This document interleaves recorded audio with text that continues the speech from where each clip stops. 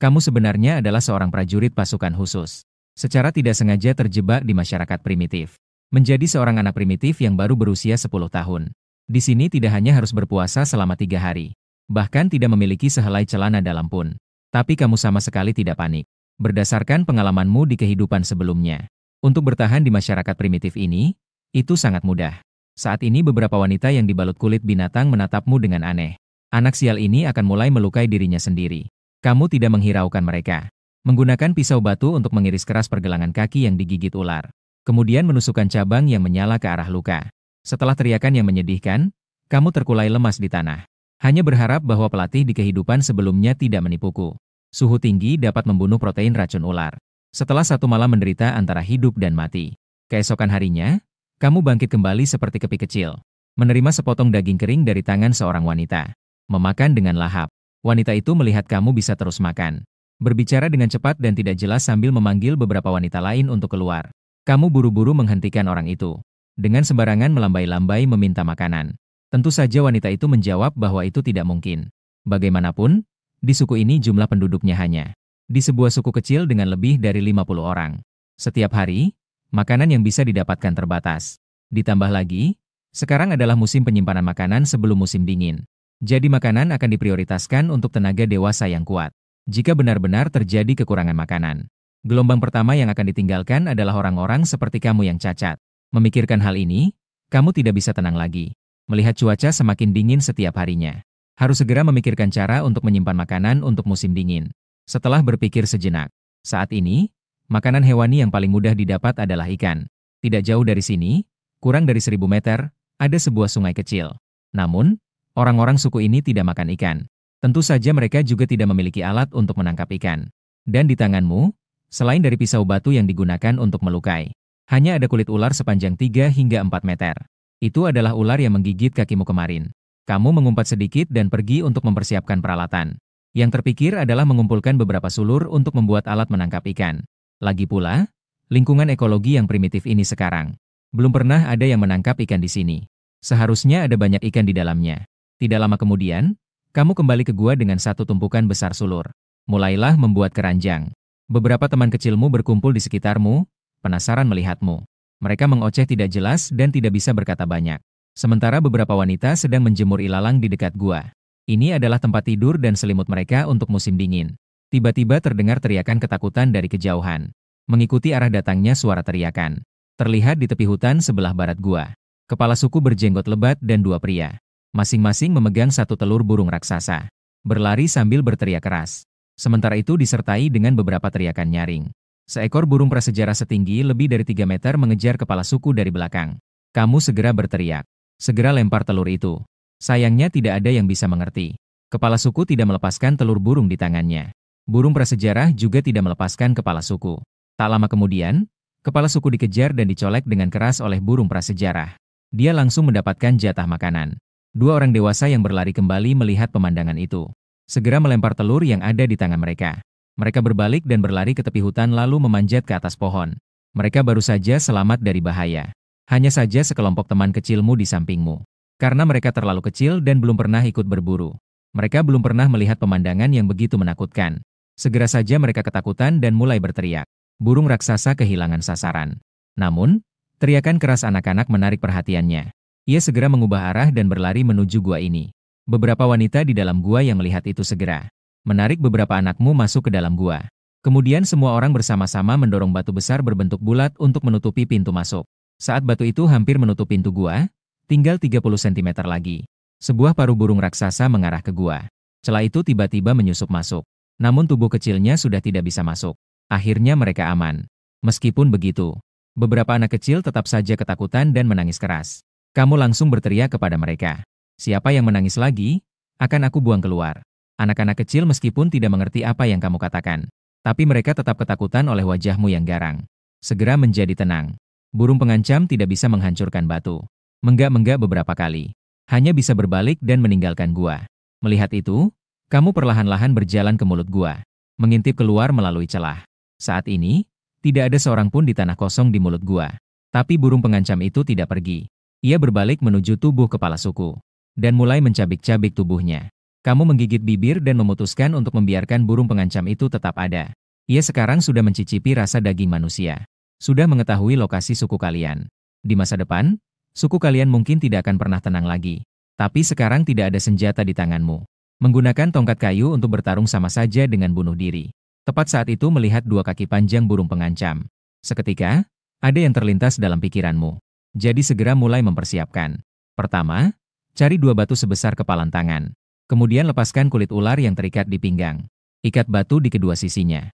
Setelah selesai membuat, kamu membawa alat pelempar sederhana itu dan menyusup keluar dari celah lubang. Orang-orang di dalam gua sangat tercengang. Ingin mengejar dan menghentikan kamu. Namun takut menarik kembali burung besar itu.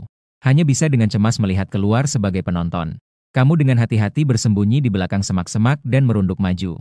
Sampai berhenti sekitar 5 atau 600 meter dari burung besar itu. Saat itu burung besar masih dengan lahap menikmati makanan. Tanpa sadar, seorang pembunuh yang pernah membuat musuh ketakutan telah mengincar dirinya. Di detik berikutnya, kamu dengan diam-diam berdiri. Mengambil titik tengah kulit ular dan cepat memutar alat pelempar batu. Dua batu berputar dengan cepat. Di bawah pengaruh gaya sentrifugal, tali langsung menjadi lurus. Burung raksasa menyadari keributan di sini. Mengangkat kepala dan mengeluarkan raungan, ia berlari ke arahmu dengan cepat. Ia semakin mendekat. Wanita dan anak-anak di mulut gua berteriak dengan panik. Mereka meminta agar kamu cepat pergi.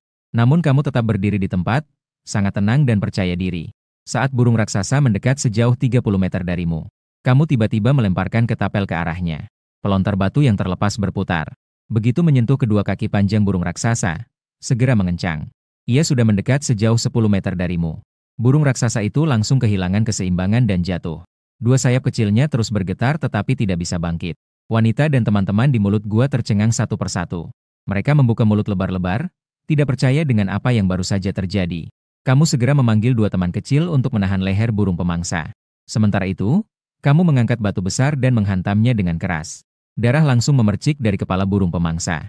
Tubuhnya juga tidak lagi bergelut secara liar. Dua teman kecil mungkin terpengaruh oleh darah yang melesat. Mereka juga mengangkat batu dan memukul kepala burung pemangsa. Dengan beberapa poni teredam, burung pemangsa akhirnya kehabisan napas. Dua teman kecil memandangmu dengan mata penuh rasa hormat. Hanya saja mereka tidak tahu harus berkata apa. Kamu membuka kulit ular di kaki burung pemangsa dan mengikatnya kembali di pinggang. Lalu kamu memberi isyarat kepada mereka berdua untuk membantumu membawa burung pemangsa kembali ke gua. Keduanya sekarang sangat patuh. Mereka benar-benar terlihat seperti adikmu. Ketiga orang bersama-sama menarik kaki burung pemangsa menuju gua. Melihat tiga orang menangkap mangsa sebesar itu, orang-orang di gua juga tidak bisa berdiam diri. Yang berteriak keras segera menggeser batu besar dan berlari keluar dari gua untuk membantu. Dua pria dewasa yang bersembunyi di balik pohon juga turun dari pohon. Mereka menyaksikan sendiri bagaimana kamu membunuh burung raksasa sendirian. Mereka sangat mengagumimu. Ini adalah pertama kalinya dalam sejarah suku mereka. Mereka berhasil menangkap mangsa sebesar itu. Kembali ke dalam gua. Kamu memberitahu para wanita untuk menyisakan bulu untukmu. Sisanya biarkan mereka ambil sendiri. Sekarang bahaya telah teratasi. Kamu juga harus melanjutkan untuk menganyam. Sekitar 1 jam telah berlalu. 82 mimpi sudah terpenuhi. Mengisi keranjang dengan beberapa organ dalam burung raksasa dan berjalan menuju tepi sungai. Dalam perjalanan, ada seorang wanita yang melihatmu. Dia mengikuti kamu pergi ke tepi sungai sendirian. Di dalam hatinya, dia menganggap kamu sangat hebat. Jadi saya pasti harus memperhatikanmu dengan baik. Dan dua anak laki-laki yang baru saja menganggapmu sebagai pemimpin. Melihatmu membuat sesuatu yang aneh untuk dibawa keluar. Segera mengikuti di belakangmu. Satu kelompok yang terdiri dari 4 orang dengan cepat sampai di tepi sungai. Kamu berdiri di tepi sungai dan pertama-tama mengamati dengan saksama. Namun semakin dilihat, semakin membuat hati bergetar. Dalam waktu singkat hanya beberapa menit, kamu melihat beberapa kejadian ikan besar memangsa ikan kecil. Ternyata di sungai ini ada ikan pemangsa. Namun harus diakui bahwa lingkungan ekologi di sini sangat baik. Air sungai kecil ini sangat jernih hingga bisa melihat dasar sungai. Di dalamnya juga banyak ikan. Memilih tempat yang tepat. Melemparkan beberapa bagian dari burung pemangsa ke dalam keranjang. Kemudian menggenggam erat tali rumput dan menurunkan keranjang ke dalam sungai. Aroma daging yang menyengat dengan cepat menyebar di dalam air. Ikan-ikan dalam radius 20 meter mulai bergerak gelisah. Dengan cepat berenang menuju arahmu. Mereka semua melompat ke dalam keranjang dan mulai merebut organ-organ dalam tersebut. Kamu tiba-tiba menarik keranjang dari permukaan air. Selain itu, di dalam keranjang yang melarikan diri masih tersisa 4 ikan besar. Sementara itu, ikan-ikan di sungai tidak hanya tidak melarikan diri. Mereka malah berkumpul dengan cepat di bawah untuk berebut isi perut. Ini membuatmu tiba-tiba merasakan seperti memberi makan koi di taman. tidak bisa menahan diri untuk tertawa dengan penuh semangat. Ternyata ikan-ikan ini belum pernah melihat trik seperti ini. Mereka bahkan tidak bisa melihat jebakan yang begitu sederhana. Dua teman kecil dan wanita dewasa itu semua sangat terkejut. Menggunakan benda aneh itu, ketika dimasukkan ke dalam air dan ditarik ke atas, maka kamu bisa menarik sesuatu yang tidak bertangan dari dalam air. Namun, mereka masih tidak mengerti untuk apa menariknya. Kamu menjatuhkan 4 ikan itu di tanah. Setelah ditangani dengan hati-hati, kamu memotong sepotong sashimi dan memasukkannya ke mulut untuk dimakan. Melihat cara kamu melahap sashimi itu, mereka langsung paham bahwa ini adalah makanan yang bisa dimakan. Jadi dia juga meniru caramu dan memotong sepotong lalu memasukkannya ke mulut. Mata wanita itu langsung bersinar. Dia segera menyadari bahwa ini adalah sumber makanan baru. Sambil berbicara cepat dan tidak jelas, dia juga memberi isyarat, memintamu untuk mengajarinya cara menangkap ikan. Namun, kamu tidak membiarkannya melakukan itu. Kamu berpaling dan memberi tugas kepada 3 orang. Wanita dan seorang anak bertanggung jawab untuk menguliti ikan. Anak yang lain menggunakan rumput untuk menggantung ikan yang telah dibersihkan di kayu. Nanti mereka akan mengangkatnya kembali ke desa. Sementara itu, kamu terus menangkap ikan. Sekarang semua ikan berkumpul bersama. Kamu bahkan berjongkok di tepi untuk menangkapnya. Setiap kali kamu menjangkau, hasilnya cukup mengesankan. Keempat orang ini melakukannya sepanjang sore. Akhirnya, ikan yang diambil ada lebih dari 200 ekor. Yang terbesar mungkin sekitar 10 pon. 3 orang pasti tidak bisa membawanya pulang. Jadi mereka terpaksa mengirim seorang anak untuk kembali dan memanggil anak-anak yang lebih besar datang untuk membantu. Akhirnya orang-orang mengangkat dan membawa barang-barang. Dengan banyaknya orang, mereka berjalan menuju gua. Saat ini, kelompok yang pergi untuk mengumpulkan buah dan berburu telah kembali. Karena tidak ada alat, hewan yang diburu orang dewasa kebanyakan adalah hewan kecil seperti kelinci dan ayam liar. Pada saat itu, anak-anak membawa ikan kembali ke gua. Mereka semua berteriak keras kepada orang dewasa untuk memamerkan hasil tangkapan mereka hari ini. Awalnya, orang dewasa merasa sedih karena kematian pemimpin. Namun ketika mereka melihat hasil tangkapanmu hari ini, tiba-tiba mereka merasa senang lagi. Tragedi pemimpin saat itu langsung terlupakan. Setelah membersihkan hasil tangkapan hari ini, semua anggota suku berkumpul di luar gua. Di area terbuka di depan mulut gua, tertumpuk banyak kayu bakar. Jenazah pemimpin diletakkan di atasnya. Seorang kakek dengan 2 tanduk domba di kepalanya menyalakan tumpukan kayu. Api yang berkobar dengan cepat melahap jenazah pemimpin. Cahaya api menerangi wajah setiap orang. Anak-anak mengendus aroma daging yang dibakar dan menelan air liur. Mereka sama sekali tidak merasa sedih. Orang dewasa juga merasa tenang karena ada sumber makanan baru. Sumber makanan baru membuat wajah mereka tenang. Dan kamu juga kebetulan memanfaatkan kesempatan untuk mengamati suku ini. Suku ini saat ini memiliki total 52 orang. Ada 8 pria dewasa dan 15 wanita dewasa. Sisanya adalah anak-anak dari berbagai usia. Yang baru saja menyalakan api adalah tetua suku. Karena dia adalah yang tertua di antara mereka. Diakui sebagai yang terpintar di suku tersebut. Namun sekarang mungkin harus berada di posisi kedua. Karena kamu sedang menggantikan posisinya di hati orang-orang. Ada seorang lelaki yang memiliki 6 jari di tangannya. Senjata yang dia suka gunakan adalah tongkat kayu. Diperkirakan karena hasil perkawinan dekat. Dia terlihat sedikit kurang pintar. Di sebelah 6 jari ada seorang dengan kalung bulu di lehernya. Orang ini tampak cukup cerdas. Dia, seperti 6 jari, juga suka menggunakan tongkat kayu. Seperti 6 jari, dia juga suka menggunakan tongkat kayu. Di belakang bulu ada batu yang mengenakan kalung tulang. Senjata yang sering digunakannya adalah batu. Dari mereka ada seorang remaja berusia 15 tahun. Orang ini hanya memiliki 1 telinga kanan. Di pipi kirinya ada 4 bekas luka. Senjatanya adalah sebuah garpu yang terbuat dari tulang paha yang lurus. Di sebelah 1 telinga ada taring binatang yang berusia 17 tahun. Ayahnya adalah pemimpin dari generasi sebelumnya. Dan senjata yang dipegangnya adalah 2 batang. Tari macan bertaring yang panjangnya lebih dari 1 kaki. Ada 1 kekar tertinggi di seluruh suku. Dia sangat kuat dan bugar. Senjatanya sederhana dan brutal, yaitu sebuah tulang paha. Yang terakhir adalah si pincang yang menggunakan tongkat. Sekarang dia setiap hari mengikuti tim pengumpul. Bertugas untuk membuka jalan dan menjaga keamanan. Dan dia suka mengasah alat-alat batu. Konon, cita-cita terbesarnya adalah di sisa hidupnya dapat mengasah menjadi sebuah baskom batu. Secara keseluruhan, di antara semua orang, 1 telinga, taring binatang, dan kekar bisa dibilang, ini adalah kekuatan terbaik di suku. Saat api padam, malam pun tiba.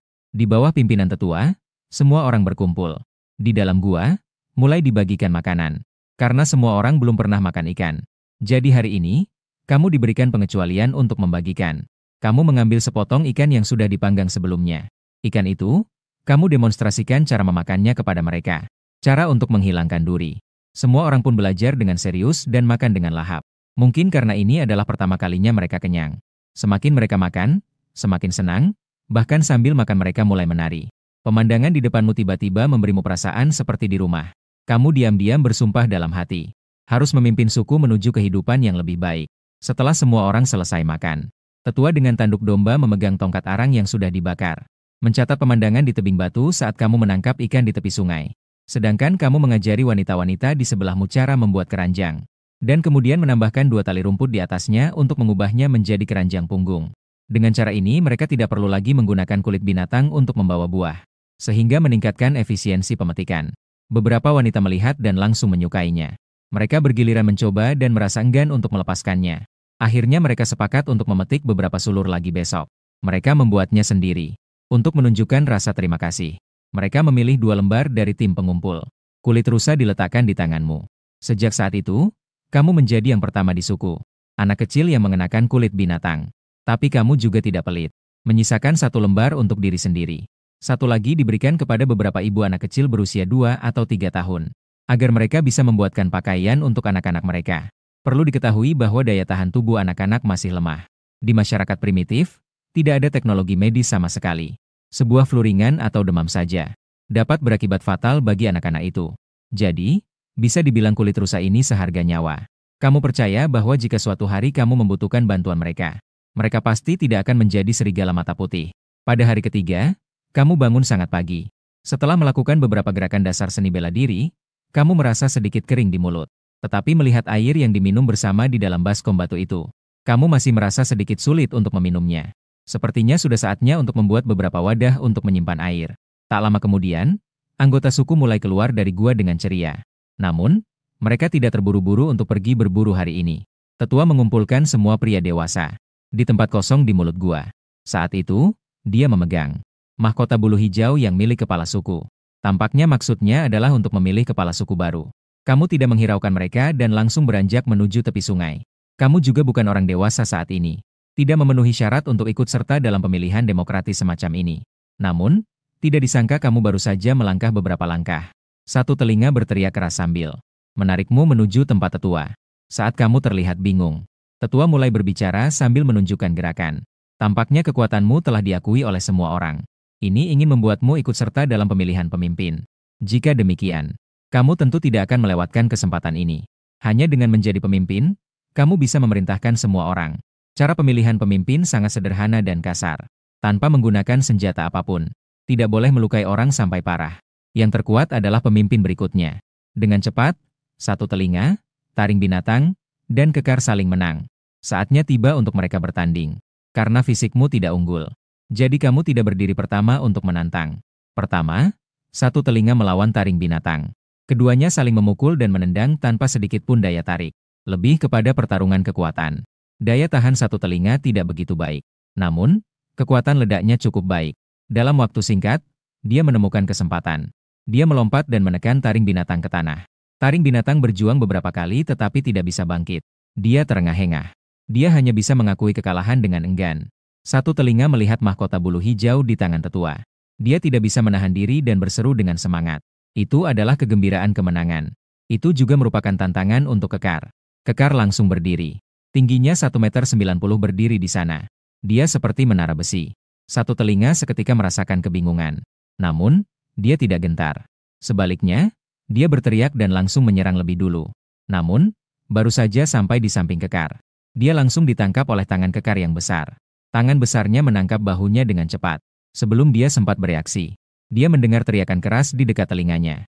Kemudian, dia terlempar beberapa meter jauh. Dengan suara gedebuk, dia jatuh ke tanah dan tidak bisa bangkit. Kekar dengan gembira menepuk dadanya. Dia berbalik dan ingin mengambil mahkota bulu dari tangan tetua.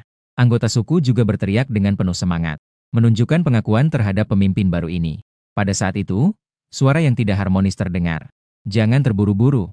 Dan aku, kamu melangkah beberapa langkah mendekatinya. Menggenggam erat mahkota bulu di tangannya. Beberapa helai bulu jatuh ke tanah.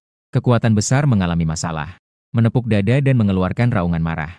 Tapi kamu tidak menunjukkan kelemahan. Sebaliknya, kamu menggenggam mahkota bulu lebih erat.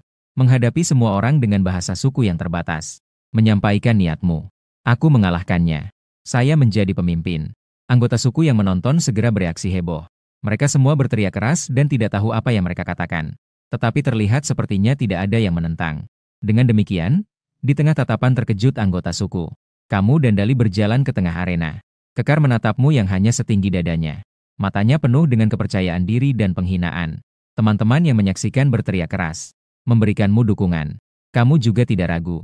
Dengan cepat berlari ke depan Dali. Kaki kiri menginjak paha Dali yang sedikit menekuk, lalu melompat tinggi. Kaki kanan dengan keras menghantam dagu Dali. Semua orang belum sempat bereaksi terhadap Dali. Langsung jatuh ke tanah. Berguling-guling di tanah sambil merintih. Para anggota suku yang hadir seketika tercengang. Perlu diketahui bahwa Dali adalah prajurit terkuat di suku mereka. Bahkan jika kalah, tidak mungkin kalah secepat itu. Selain itu, lawannya adalah seorang anak yang belum dewasa. Tetua tiba-tiba menjadi sangat bersemangat. Perasaan yang tidak berdasar tetapi sangat kuat muncul dalam hatinya. Seluruh suku mungkin akan karena anak ini menjadi semakin kuat. Belum sempat dia memberikan arahan. Kamu sudah diangkat tinggi-tinggi oleh semua anggota suku. Merayakan kelahiran pemimpin baru. Dalam waktu 2 hari, kamu telah membawa terlalu banyak keajaiban bagi suku. Sebenarnya hasil seperti ini juga diharapkan oleh banyak orang. Saat itu, tetua mengambil yang itu. Mahkota bulu yang baru saja kamu hancurkan. Melihatmu, dia tampak bingung. Yang telah diwariskan selama entah berapa generasi. Tanda pemimpin jadi seperti ini. Bagaimana dengan citra pemimpin baru? Tapi dia sama sekali tidak menyangka bahwa kamu sengaja merusak mahkota bulu itu. Ini hanya bercanda. Membuat kamu memakai lingkaran bulu hijau di kepalamu. Itu benar-benar tidak mungkin. Dan saat ini, Kekar sudah pulih. Dia jelas masih merasa tidak puas. Dalam sorakan orang-orang, dia dengan cepat menerjangmu. Melihat itu, kamu segera membalikkan tubuh dan turun.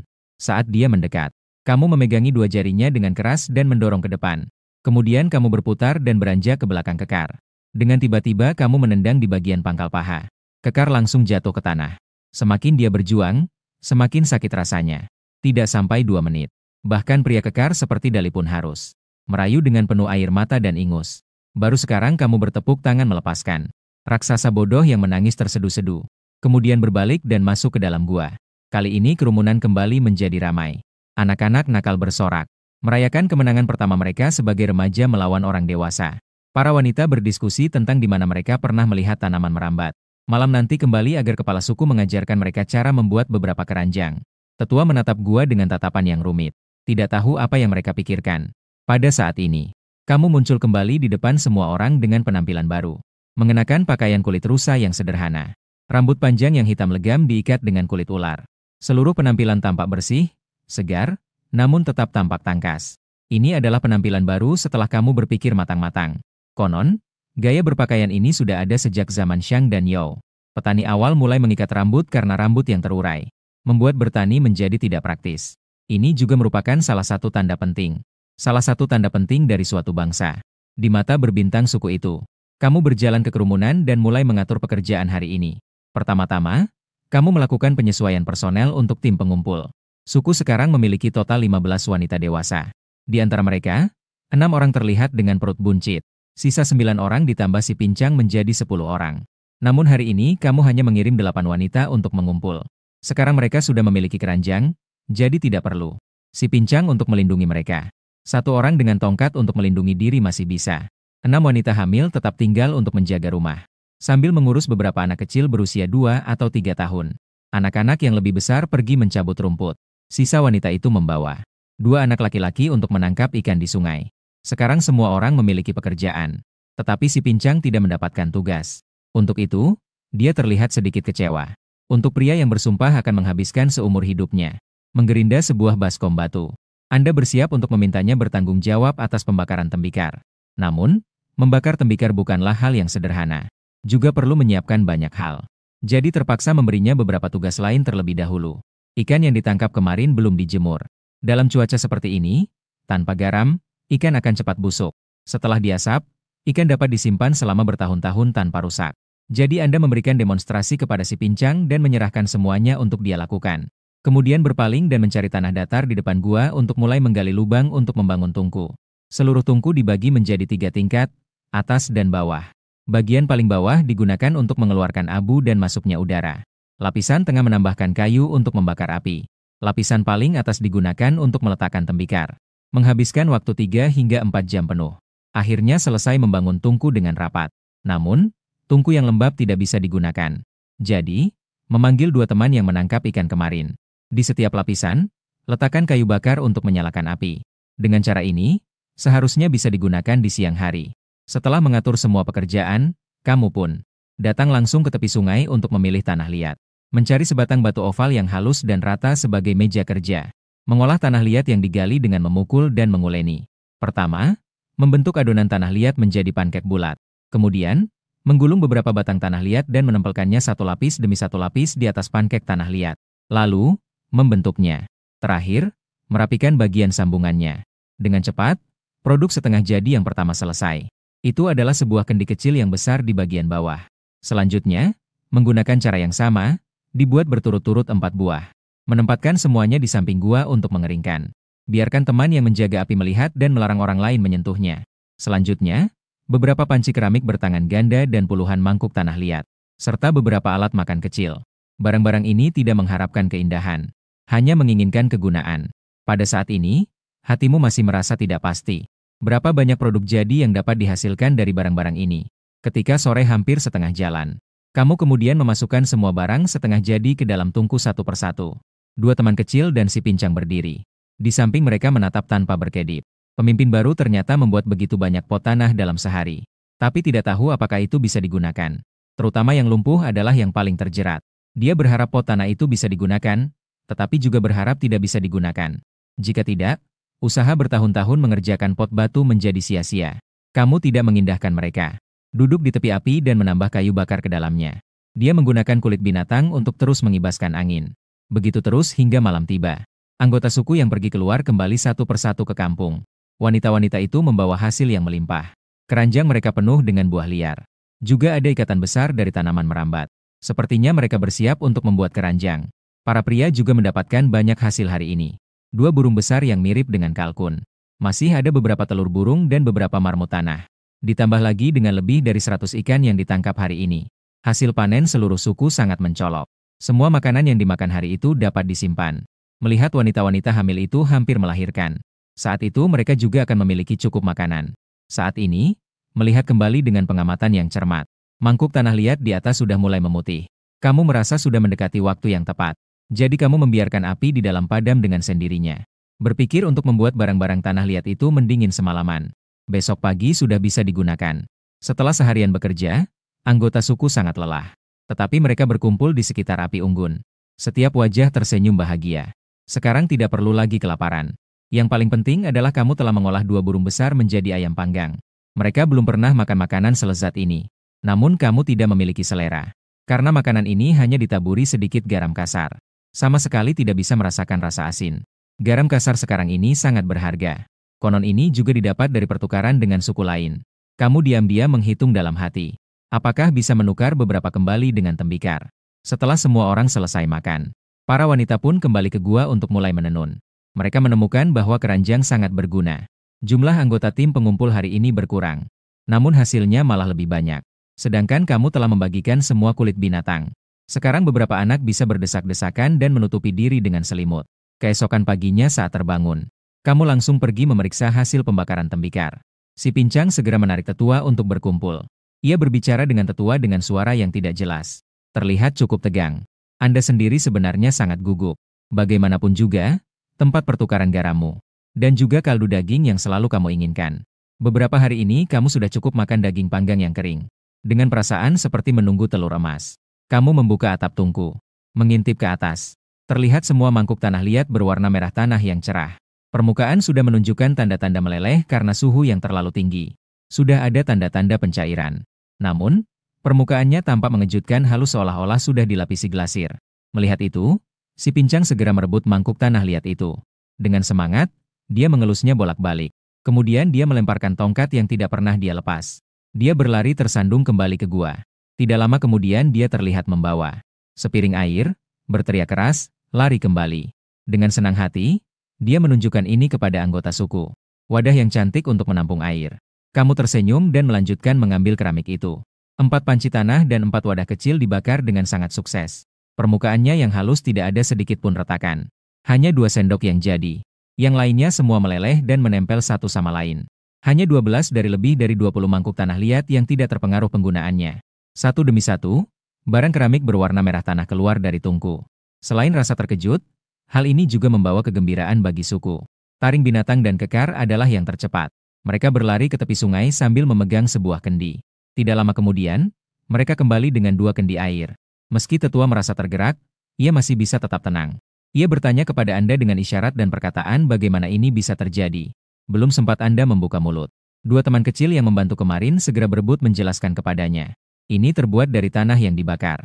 Namun, yang paling Anda khawatirkan adalah apakah ini bisa ditukar dengan garam. Anda mengisyaratkan kepada tetua untuk menyampaikan masalah ini. Anda tidak menyangka bahwa tetua justru melihat dengan ekspresi. Sebuah ekspresi seperti melihat seseorang yang boros menatap Anda. Ia sambil menunjuk ke berbagai macam keramik besar dan kecil. Sambil menunjuk orang dewasa dan anak-anak di suku tersebut.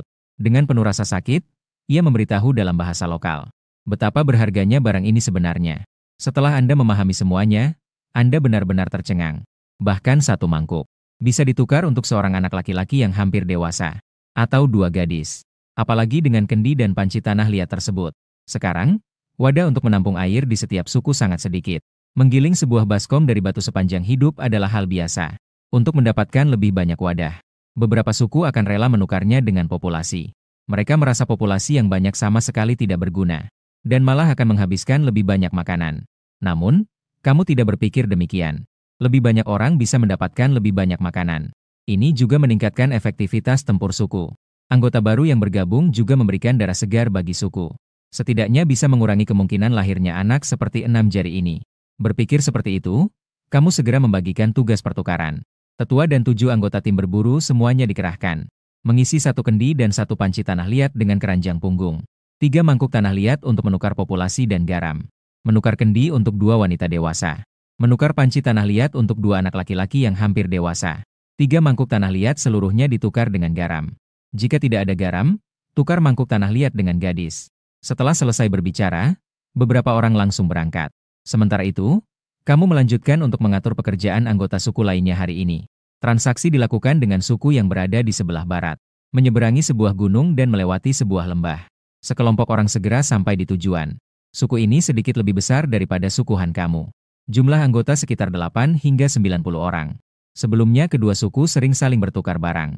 Melihat tetua beserta rombongannya membawa barang untuk ditukar, pemimpin botak dari pihak lawan langsung menyambut. Setelah berbincang-bincang singkat, tetua mengambil sebuah mangkuk tanah liat dari keranjang dan memberikannya kepadanya. Tukar ini dengan batu garam. Pemimpin botak langsung bersinar matanya. Mangkuk tanah liat ini halus di dalam dan di luar, dan jauh lebih ringan daripada baskom batu suku sendiri. Segera menyuruh 2 anggota suku. Sebuah paket kecil batu garam diberikan kepada Zhang Kao. Tapi tetua mengambil kantong itu dan meliriknya sebelum menggelengkan kepala. Kami butuh lebih banyak. Dan kali ini kami juga ingin menukar 2 wanita dewasa. Sambil berkata, dia meminta kekar untuk mengeluarkan kendi itu. Si botak langsung tercengang. Batu ini sangat besar. Nanti bisa menyimpan lebih banyak air. Tapi di lain waktu dia ragu. 2 wanita untuk 1 batu besar seperti ini memang sangat menguntungkan. Tapi sekarang adalah waktu musim gugur untuk mengumpulkan makanan. Kurangnya 1 orang akan mengurangi hasil. Namun pada akhirnya dia tetap setuju dengan senyuman. Kurangnya 1 orang tidak akan mengurangi konsumsi, ini adalah keuntungan besar. Tak lama kemudian, 2 wanita telanjang datang. Wanita-wanita kurus itu dibawa datang. Ini adalah sepasang saudara perempuan dewasa. Kakak bahkan memeluk seorang anak laki-laki telanjang berusia 4 tahun. Anak laki-laki itu menutup mata dan tidak bergerak. Sekali lihat, dia pasti sedang sakit. Kami menggunakan 2 orang ini untuk menukar batu besar milikmu. Anak kecil itu memberikan ini kepada kalian. Kepala yang botak melambaikan tangan dengan ekspresi jijik. Sepertinya mendorong kedua wanita ini untuk segera pergi. Tetua melihat kedua wanita yang lemah ini dan tidak berkata apa-apa. Dia juga meminta batu untuk mengeluarkan panci tanah liat yang dibawanya. Dan mengambil mangkuk tanah liat yang tersisa. Jika kalian mau, bisa menukarnya dengan anak laki-laki itu. Kepala botak baru saja menukar dengan guci besar. Sekarang melihat yang sedikit lebih kecil ini. Meskipun menyukainya, dia tetap melambaikan tangan menandakan tidak ingin menukarnya. Melihat itu, tetua terpaksa mengikuti metode yang diajarkan oleh kepala baru di pagi hari. Dia mendemonstrasikan cara memasak sup daging menggunakan panci tanah liat. Dengan cepat, aroma daging yang kaya mulai tercium dari panci. Anggota suku lawan segera mulai menelan air liur dengan lahap. Ternyata daging bisa dimakan seperti ini. Kepala botak tidak sabar mengambil mangkuk tanah liat dari tangan tetua. Di dalamnya terdapat beberapa potong daging rebus dan kaldu. Kepala botak ragu-ragu dan mencicipi satu suap. Tercengang. Ya Tuhan, ini benar-benar sangat harum. Kaldu daging yang asin dan harum mengeluarkan lapisan minyak yang cantik. Daging rebus yang lezat dan berair itu. Begitu satu suap masuk, seluruh tubuh terasa nyaman. Bukankah hanya beberapa anak kecil? Ganti. Harus diganti. Saat ini, si kepala botak akhirnya murah hati. Memberikan dengan senang hati kepada orang itu. Juga memerintahkan adik untuk mengangkat sekarung besar batu asin. Mengisi keranjang punggung Dali sampai penuh. Melihat hal itu, tetua mengangguk puas. Segera, rombongan itu mulai kembali dengan semangat. Saat datang, ada 7 orang dalam rombongan itu. Ditambah dengan 9 orang yang dibeli. Saat pergi, berubah menjadi 16 orang. Hasil ini jauh lebih baik daripada berburu seharian. Pejalan kaki berjalan terburu-buru. Akhirnya pada saat menjelang malam, mereka kembali ke sukuhan. Hanya saja, orang-orang yang baru dibeli ini baru saja sampai di halaman mulut gua. Ketika mereka melihat pemandangan di depan, mereka semua tercengang. Saat itu, tetua membawa rombongan kembali ke desa dengan megah. Segera saja tercengang oleh pemandangan di depan mata. Di depan gua, tergeletak hari ini si Pincang. 4 kendi baru yang baru dibakar. 4 panci dan 1 tumpukan besar mangkuk laut. Si Pincang sedang melihat barang-barang keramik ini dan tersenyum bodoh. Ini adalah hari terbahagianya dalam hidupnya. Di sisi lain ruang terbuka. Beberapa ratus ikan besar tergantung bersama untuk dijemur. Wanita-wanita di samping semuanya tersenyum ceria. Semua ini adalah daging. Sekarang mereka juga bisa mendapatkan makanan daging. Terutama beberapa yang baru saja ditukarkan. Baik orang dewasa maupun anak-anak terlihat tercengang. Harus diketahui satu wadah batu bisa ditukar dengan 2 orang dewasa. Namun, suku ini ternyata memiliki begitu banyak. Ini bisa menukarkan semua orang di suku mereka, kan? Dan daging-daging yang tergantung itu pasti bisa dimakan. Sepertinya datang ke suku ini juga tidak buruk. Tetua membawa orang-orangnya untuk melaporkan pekerjaan kepada Anda. 8 orang telanjang ditambah 1 anak telanjang. Kamu menyipitkan mata dan berjalan melewati mereka satu persatu. Satu persatu terlihat kurus kering, jelas barang kualitas rendah. Namun tidak masalah. Di suku itu banyak daging. Dalam satu musim dingin, semuanya bisa dipulihkan. Akhirnya kamu sampai di depan wanita yang menggendong anak. Anak itu tidak bergerak sama sekali. Warna wajahnya juga sangat merah. Kamu menyentuh dahi anak itu. Sudah seperti kompor kecil. Dengan cepat kamu menarik wanita itu ke dalam gua. Pertama, kamu mencari kulit binatang untuk membungkus mereka berdua. Memberi mereka tempat duduk di tepi api untuk menghangatkan diri. Sementara kamu cemas berputar-putar di samping. Sekarang tidak ada obat apapun. Bagaimana cara menurunkan demam? Tiba-tiba matamu bersinar. Benar, gua bisa menurunkan demam. Begitu terpikir, kamu segera mulai bersiap. Pertama, masak 1 panci sup ikan bening di tepi api. Lalu pergi mencari tulang yang bisa digunakan untuk gua sha. Sebelumnya, paruh besar burung prasejarah itu panjangnya hampir setengah meter. Hancurkan sedikit saja sudah cukup. Wanita yang menggendong anak itu juga tidak tahu apa yang akan kamu lakukan. Tadi kamu menyentuh anaknya dan dia terus-menerus cemberut. Dia sangat khawatir kamu akan membuang anaknya. Begitu memikirkannya, dia tidak bisa menahan air mata. Saat itu, kamu membawa sepotong paruh burung dan menghampirinya. Berikan anak itu padaku. Aku bisa membantumu menyelamatkannya. Wanita itu tidak mengerti maksudnya. Namun, dia merasakan bahwa kamu lebih baik daripada pemimpin sebelumnya terhadapnya. Maka dengan gemetaran, dia menyerahkan anak itu ke tanganmu. Kamu menggunakan potongan tulang itu untuk menggoreskan tanda merah di tubuh anak itu. Anak yang tertidur itu meringis kesakitan. Ia terus mengeluarkan suara tangisan. Melihat itu, ibu anak tersebut segera ingin merebut kembali anaknya.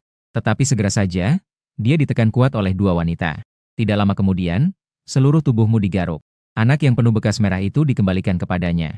Dia kembali mengisi mangkuk sup ikan dan memberikan 1 sendok demi 1 sendok kepada anaknya. Anak kecil ini juga tidak tahu sudah berapa lama dia lapar. Begitu menyentuh, dia langsung menelannya. Kamu segera merasa lega. Selama masih mau makan, berarti ada harapan. Asal dalam waktu sebentar bisa menghasilkan keringat, maka nyawa kecil ini akan selamat. Wanita itu pun akhirnya bisa merasa tenang. Meskipun dia tidak tahu apa yang kamu lakukan tadi. Tapi terlihat tidak seperti kamu ingin menyakiti anaknya. Begitu dia merasa lega. Perutnya yang sudah 2 hari tidak makan, langsung saja berbunyi. Melihat sup ikan di depannya, dia langsung menelan ludah. Kamu segera mengisi mangkuk sup ikan dengan sepotong besar daging ikan. Diserahkan ke tangannya. Lalu mengambil anak dari pelukannya. Dipeluk erat dengan kulit binatang. Saat ini kamu sangat cemas dalam hati. Demam kecil pun bisa mematikan seseorang. Sekarang masalah makan semua orang sementara sudah teratasi. Tapi bagaimana dengan pakaian? Harus berusaha mengumpulkan sebanyak mungkin kulit binatang. Masih perlu membunuh hewan besar untuk itu. Namun, senjata-senjata ini sama sekali tidak bisa melakukannya. Kedepannya, berburu sendiri tetap harus dilakukan. Keluar mencari bahan untuk membuat senjata. Walau bagaimanapun, harus membuat beberapa jebakan atau semacamnya. Kamu diam-diam bersumpah dalam hati. Sebelum musim dingin tiba, harus memastikan setiap orang memiliki satu pakaian. Setelah semua orang selesai makan, bocah kecil itu juga terbangun, mengeluarkan banyak keringat. Kamu memberikannya kepada wanita itu, mengikatkan rambutnya secara langsung. Dia juga memberinya nama, Kubing. Wanita itu sangat senang. Pemimpin suku baru tidak hanya menyelamatkan anaknya, tapi juga mengikatkan gaya rambut yang sama seperti orang lain. Ini menunjukkan bahwa dia telah menerima orang-orang ini. Dan hari ini, orang-orang baru yang lainnya juga hadir. Dengan bantuan tetua, mereka menyelesaikan ikatan rambut. Sekilas, terlihat berbeda dari suku-suku lain. Melihatnya juga lebih bersemangat. Setelah sibuk dengan ini, kamu mulai membuat peralatan untuk dirimu sendiri. Ambil sebatang tongkat yang cukup lurus. Ikat ujung tongkat dengan kepala panah yang terbuat dari tulang kaki burung purba. Maka, sebuah tombak dari tulang yang asli muncul.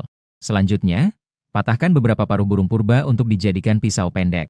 Bahan yang tersisa diberikan kepada si pincang, agar dia juga bisa membuat satu.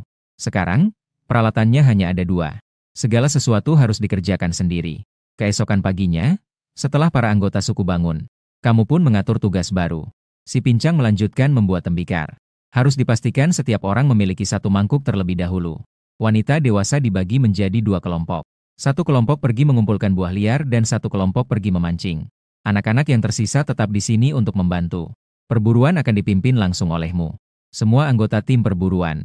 Ditambah dengan 2 temanmu yang biasanya mengikutimu, Dazui dan Houzi. Juga ada 2 saudara Damao dan Ermao yang baru saja dibeli kemarin. Satu regu penuh orang. Memasuki hutan dengan langkah lebar menyongsong matahari pagi. Setelah masuk ke hutan, tim perburuan pun terpisah. Setiap orang dewasa memburu sendiri-sendiri. Sedangkan kamu membawa 4 adik kecil, Dazui dan Houzi, Damao dan Ermao. Mereka masing-masing membawa sebuah keranjang di punggung mereka, serta seikat tali jerami membantumu. Pohon-pohon di hutan ini sebagian besar adalah jenis pohon penghasil kacang. Setiap pohon tingginya lebih dari 30 meter. Namun melihat diameter yang lebih dari 1 meter itu, kamu sama sekali tidak memiliki cara untuk mengatasinya. Lagi pula, saat ini belum ada alat metal. Di tanah penuh dengan kacang yang jatuh. Dari jauh, terlihat beberapa burung besar mencari makan di tanah. Namun selama perjalanan ini, kamu hanya mengamati. Tidak ada hewan yang diburu. Sebagai pemburu yang baik, pertama-tama harus memahami. Penting untuk mengetahui apa yang ada di wilayah perburuan kita. Teman-teman di belakang mulai tidak sabar. Beberapa kali melihat ayam mutiara yang makan kacang, mereka semua ingin mencoba. Kamu sama sekali tidak memperhatikan mereka. Hanya terus memikirkan di dalam hati. Karena gunung ini adalah rantai makanan yang utuh. Di hutan ini, kita bisa melihat banyak hewan kecil di mana-mana. Maka pasti ada hewan pemangsa besar. Sebenarnya memang seperti itu. Bisa dilihat dari jejak kaki dan kotoran yang tertinggal di tanah. Segera kamu menemukan jejak babi hutan. Dari jejak kaki yang berantakan, sepertinya masih ada sekumpulan.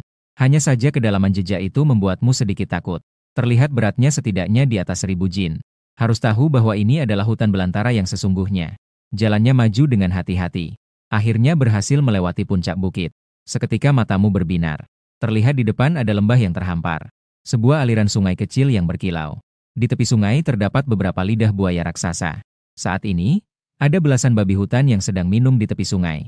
Sepertinya itu adalah satu keluarga utuh. Babi jantan yang memimpin beratnya diperkirakan 1500 jin. Di belakangnya mengikuti istri-istrinya yang besar dan kecil. Masih ada lebih dari 10 anak babi seukuran babi domestik. Dengan keberadaan seperti itu, langsung menyerang jelas tidak mungkin.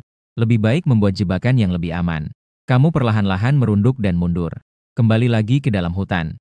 Teman-teman kecil sangat ketakutan. Mereka hanya ingin mengejar ayam liar atau menggali lubang tikus atau semacamnya. Tujuan semacam ini bahkan tidak terpikirkan oleh mereka. Kamu juga sama sekali tidak berharap kepada mereka. Mulai menyiapkan jebakan sendirian. Menggunakan tali rumput, membuat beberapa tali hidup bentuk angka 6 di jejak kaki babi. Salah satu ujungnya langsung diikat pada pohon besar. Selama kaki babi menginjak tali, ikatan akan otomatis mengencang. Dan semakin banyak berjuang, semakin ketat. Jebakan ini sangat cocok untuk digunakan sekarang. Pembuatannya sederhana dan cepat. Untuk alasan keamanan, teman-teman kecilmu langsung memanjat pohon sesuai rencanamu. Sekarang yang perlu dilakukan hanyalah membuat sekelompok babi itu berjalan kembali. Kamu dengan hati-hati melingkari semak-semak di sisi lain sungai. Membalut tubuhmu dengan lumpur. Mengangkat 2 cabang pohon, tiba-tiba melompat dari belakang semak-semak. Sambil berteriak keras untuk mengusir. Kumpulan babi itu belum pernah melihat makhluk seperti ini. Segera mereka berlarian menuju hutan. Kamu terus mengejar dari belakang. Sambil berlari sambil berteriak. Tak lama kemudian, terdengar jeritan babi hutan dari depan. Ketika sampai di area jebakan, terlihat dua babi hutan yang berjuang. Dan seekor babi jantan pemimpin berada di antara mereka. Serta seekor babi betina dewasa. Tali rumput ini tidak akan bertahan lama. Kamu memegang tombak tulang dan mendekat dengan hati-hati. Tunggu waktu yang tepat dan tusuk kuat ke dalam mulutnya yang terbuka. Tombak tulang yang tajam langsung menembus lehernya di belakang. Darah babi memancar keluar seperti tidak ada harganya. Setelah beberapa saat, 1.500 pon. Binatang besar itu akhirnya jatuh ke tanah. Tubuhnya sesekali bergetar. Kamu menghela nafas panjang. Namun segera sebuah tantangan muncul di depan. Bagaimana mungkin 5 anak bisa membawa pulang babi hutan sebesar ini? Melihat babi betina yang terus berjuang di samping, tiba-tiba matamu berbinar. Terlintas di benakmu, lalu langsung mulai bertindak. Pertama-tama, kendalikan babi betina menggunakan tali rumput ke pohon. Kemudian ikat mulutnya dengan tali untuk mencegahnya menggigit. Lalu gunakan 2 tali untuk mengikat kedua kaki depan si induk babi. Terakhir, ikat tali si babi jantan pada tubuh induk babi. Setelah semua selesai, kamu akan memegang mulut babi dan memimpin arah di depan. Dazui dan monyet masing-masing memegang 1 tali. Kaki depan babi betina berjalan di kedua sisi. Biarkan induk babi menarik si babi jantan kembali ke desa. Damao dan Ermao membawa tongkat dan berjalan di belakang untuk berjaga-jaga. Untuk mencegah serangan hewan kepada mereka. Kadang-kadang mereka juga memukul bokong induk babi dengan tongkat untuk mempercepat perjalanan. Begitulah mereka berjalan melalui hutan lebat. Akhirnya, mereka melihat gua desa dari jauh. Salah satu teman kecil yang membersihkan semak-semak di luar. Teman kecil itu adalah yang pertama menemukan kalian. Dia berteriak keras untuk memberitahu orang-orang di desa. Tidak lama kemudian, mereka semua mendatangi dengan cepat. Tapi mereka semua tidak berani mendekat. Mereka belum pernah melihat mangsa sebesar ini. Kamu panggil si pincang untuk menyiapkan sebuah bak air dan garam. Dia segera berlari dengan pincang untuk menyiapkannya. Tunggu dia membawa bak air, kamu gali lubang di tanah. Kemudian letakkan bak air di dalam lubang. Mulut bak hanya sedikit lebih tinggi dari permukaan tanah. Lalu semua orang bersama-sama menekan induk babi di samping bak air. Kamu langsung tusukkan pisau ke lehernya. Darah tidak ada yang tumpah sebiji pun, semuanya memancar ke dalam bak. Dalam sekejap, bak itu sudah penuh dengan darah. Tuangkan 1 mangkuk air garam ke dalamnya dan aduk rata. Tidak lama kemudian, itu akan berubah menjadi tahu darah yang lezat. Malam hari itu digunakan untuk membuat sup. Kulit babi wancih diolah sedikit untuk dibuat sepatu kulit atau tas. 2 babi ini seharusnya bisa membuat banyak pasang. Di bawah kulit, ada lapisan lemak putih setebal 4 jari. Akan membakar untuk memprosesnya sedikit. Yang tersisa selain paru-paru babi digunakan untuk menangkap ikan. Sisanya semuanya bisa dimakan. Bahkan tulang yang lebih besar juga semuanya dipisahkan. Bisa digunakan untuk mengasah senjata dan sebagainya. Seluruh waktu sore yang panjang. Semuanya digunakan pada 2 babi raksasa ini. Sangat lelah tetapi hasilnya sangat memuaskan. Rak daging asap dipenuhi dengan potongan daging besar dan kecil. 1 wadah tahu darah yang sudah dimasak. 3 wadah lemak babi yang putih bersih. Anak-anak tertawa lepas terus-menerus mengambil sisa lemak. Bahkan mereka yang sakit pun makan dengan gembira. Saat si pincang membuka tungku untuk mengambil keramik di sore hari, pasukan besar yang sibuk seharian juga kembali. Tim penangkap ikan berhasil menangkap ratusan ikan. Hanya kantung ikan saja sudah mengisi penuh 1 keranjang. Juga ada 2 wadah besar telur ikan. Tim berburu juga tidak kalah. 3 ayam liar dan 2 ular besar. Lebih dari 10 butir telur burung dan beberapa marmot. Dan ada 1 kacang lagi. Yang lebih mengejutkan adalah tim pengumpul. Bibi yang sakit pergi hari ini bersama tim pengumpul. Tim menemukan jenis makanan baru. Itu adalah akar pohon yang sangat manis. Ketika dikupas, ternyata ada sirup berwarna ember alami di dalamnya. Mengumpulkan sedikit lagi bisa untuk mengekstrak gula putih. Untuk itu, kamu juga memuji gadis itu. Semua orang sangat senang makan bersama. Tapi ada 1 orang yang berbeda dari orang lain. Terlihat tetua dengan muka marah memegang sebuah sulur duri merah. Mengejar bibi yang sakit dan terus memukul. Kamu tahu dari ingatan pemilik sebelumnya. Sulur itu adalah semacam hukum keluarga di suku. Khusus untuk menghukum orang yang melakukan kesalahan besar. Melihat itu, kamu cepat-cepat menghentikan tetua yang marah. Menanyakan alasan dia memukul. Akhirnya dia mengatakan alasan yang tidak bisa dipercaya. Akar pohon itu adalah umpan bagi pohon setan. Semua orang yang mencuri akar pohon itu akan dimakan oleh pohon setan. Mendengar hal ini, kamu segera meminta semua orang berhenti memakan akar pohon ini. Bukan karena benar-benar percaya dengan ucapannya. Melainkan khawatir jika benda ini benar-benar beracun. Atau jika memakannya bisa membuat ketagihan. Karena hal ini, saat tidur malam, kamu selalu sangat waspada. Dengan seksama merasakan perubahan dalam tubuhmu. Untungnya, semalaman tidak terjadi apa-apa.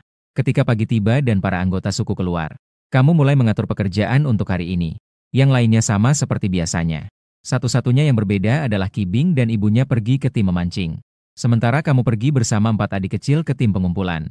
Kamu ingin melihat apa yang dikatakan oleh tetua. Apa sebenarnya pohon setan itu? Lokasi pohon itu ada di dalam bagian belakang pegunungan gua. Di gunung ini, tidak banyak pohon besar. Namun, semak-semaknya sangat rimbun. Dan ada banyak pohon buah yang baik. Selama perjalanan, kamu terkejut menemukan cabai yang sudah lama kamu impikan. Selembar merah menyala tersembunyi di balik semak-semak. Namun, anggota suku tidak pernah memakan ini. Rasa yang merangsang dari benda ini membuat mereka percaya benda ini beracun.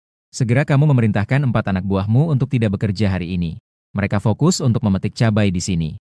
Kamu melanjutkan perjalanan mengikuti tim pengumpul. Setelah melewati punggung bukit, yang terlihat adalah sebuah cekungan. Di sini, di mana-mana terdapat kerangka hewan yang berwarna kehijauan. Terlihat seperti kuburan massal. Dan di tengah cekungan ini, sebuah pohon aneh setinggi sekitar 60 meter berdiri dengan kokoh. Akar yang mengapung menutupi area seluas 500 meter persegi. Semakin dekat ke pusat, semakin banyak benjolan akar. Pola seperti ini tampaknya menarik hewan untuk mendekati batang pohon. Naluri memberitahumu, semakin dekat dengan batang pohon, pasti semakin berbahaya.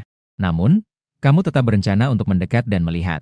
Dengan mengandalkan keterampilanmu sendiri, kamu yakin bisa keluar tanpa terluka. Setiap langkah kamu, menusukkan tombak di tanah di depan. Perlahan-lahan mendekati tengah. Namun, saat tombak kamu menyentuh tempat yang tertutup oleh kanopi pohon, naluri yang terasa selama bertahun-tahun sebagai prajurit pasukan khusus, memberitahumu bahwa bahaya akan segera datang. Tanpa banyak bicara, cepat-cepat menarik kembali tombak dan mundur.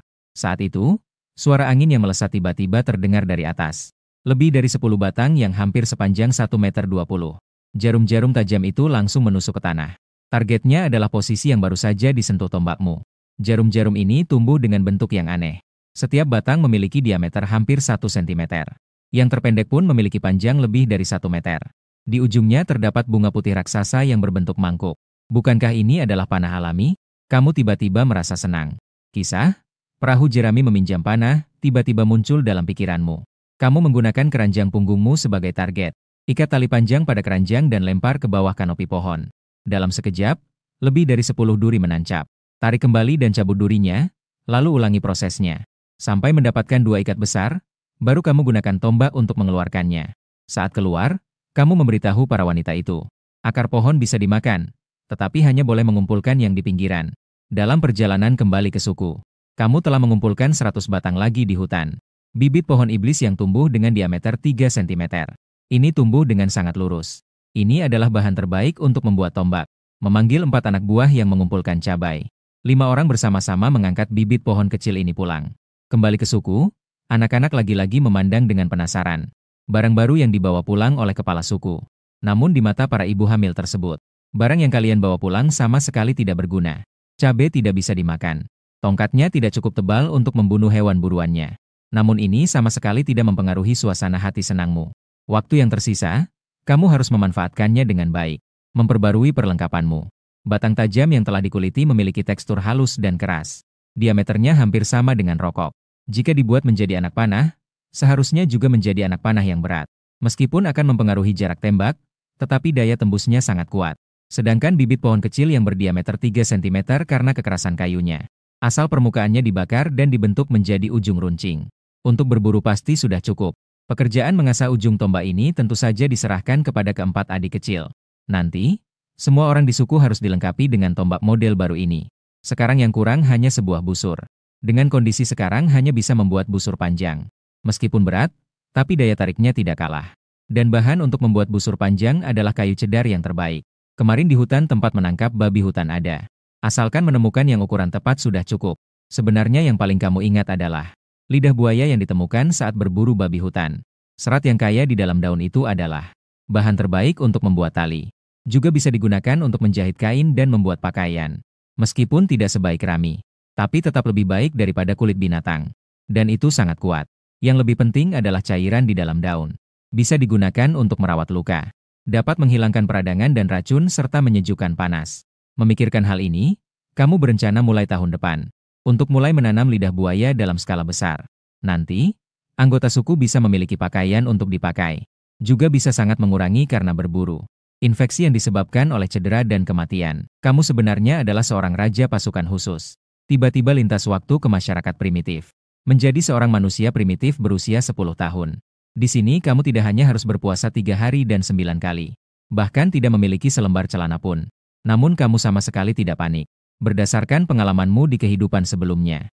Untuk bertahan di masyarakat primitif ini, harus bisa memegang kendali. Saat ini kamu tiba di hutan untuk menangkap babi hutan. Sangat beruntung menemukan 2 pohon yang tidak diketahui. Pohon cedar yang ditumbangkan oleh hewan apa? Yang sudah dikeringkan. Yang pas digunakan untuk membuat busur. Menghabiskan 1 hari penuh untuk menyiapkan kapak batu dan pisau batu. Kemudian melalui seharian penuh memahat dengan pisau dan kapak. Sebuah busur sepanjang 1,5 meter akhirnya mulai terlihat bentuknya. Setelah itu, mengoreksi dan menghaluskan selama sehari baru dianggap selesai. Senar busur dibuat dari serat rami. Semua anak panah dibuat dari duri yang sudah ada. Bulu anak panah terbuat dari bulu biru hijau burung purba. Sekaligus membuat lebih dari 200 batang. Suatu sore setelah 3 hari, kamu mengumpulkan semua anggota suku di tempat terbuka. Ada papan sasaran dari rumput yang berjarak 30 meter darimu. Di atasnya tergantung beberapa marmut yang baru saja ditangkap hari ini. Kamu terlebih dahulu menunjukkan kepada semua orang cara melempar tombak. Setiap kali mengenai sasaran dari jarak 30 meter. Kemudian melakukan tusukan jarak dekat dengan tombak panjang. Anggota suku sangat antusias menontonnya. Mereka baru menyadari sekarang. Ternyata pemimpin telah membuat senjata selama beberapa hari ini. Kecuali anak-anak yang masih sangat muda. Kamu memberikan setiap anggota suku 1 batang. Untuk tim berburu masing-masing mendapatkan 3 batang. 2 kali melempar tombak. Sisa 1 batang digunakan untuk tusukan jarak dekat.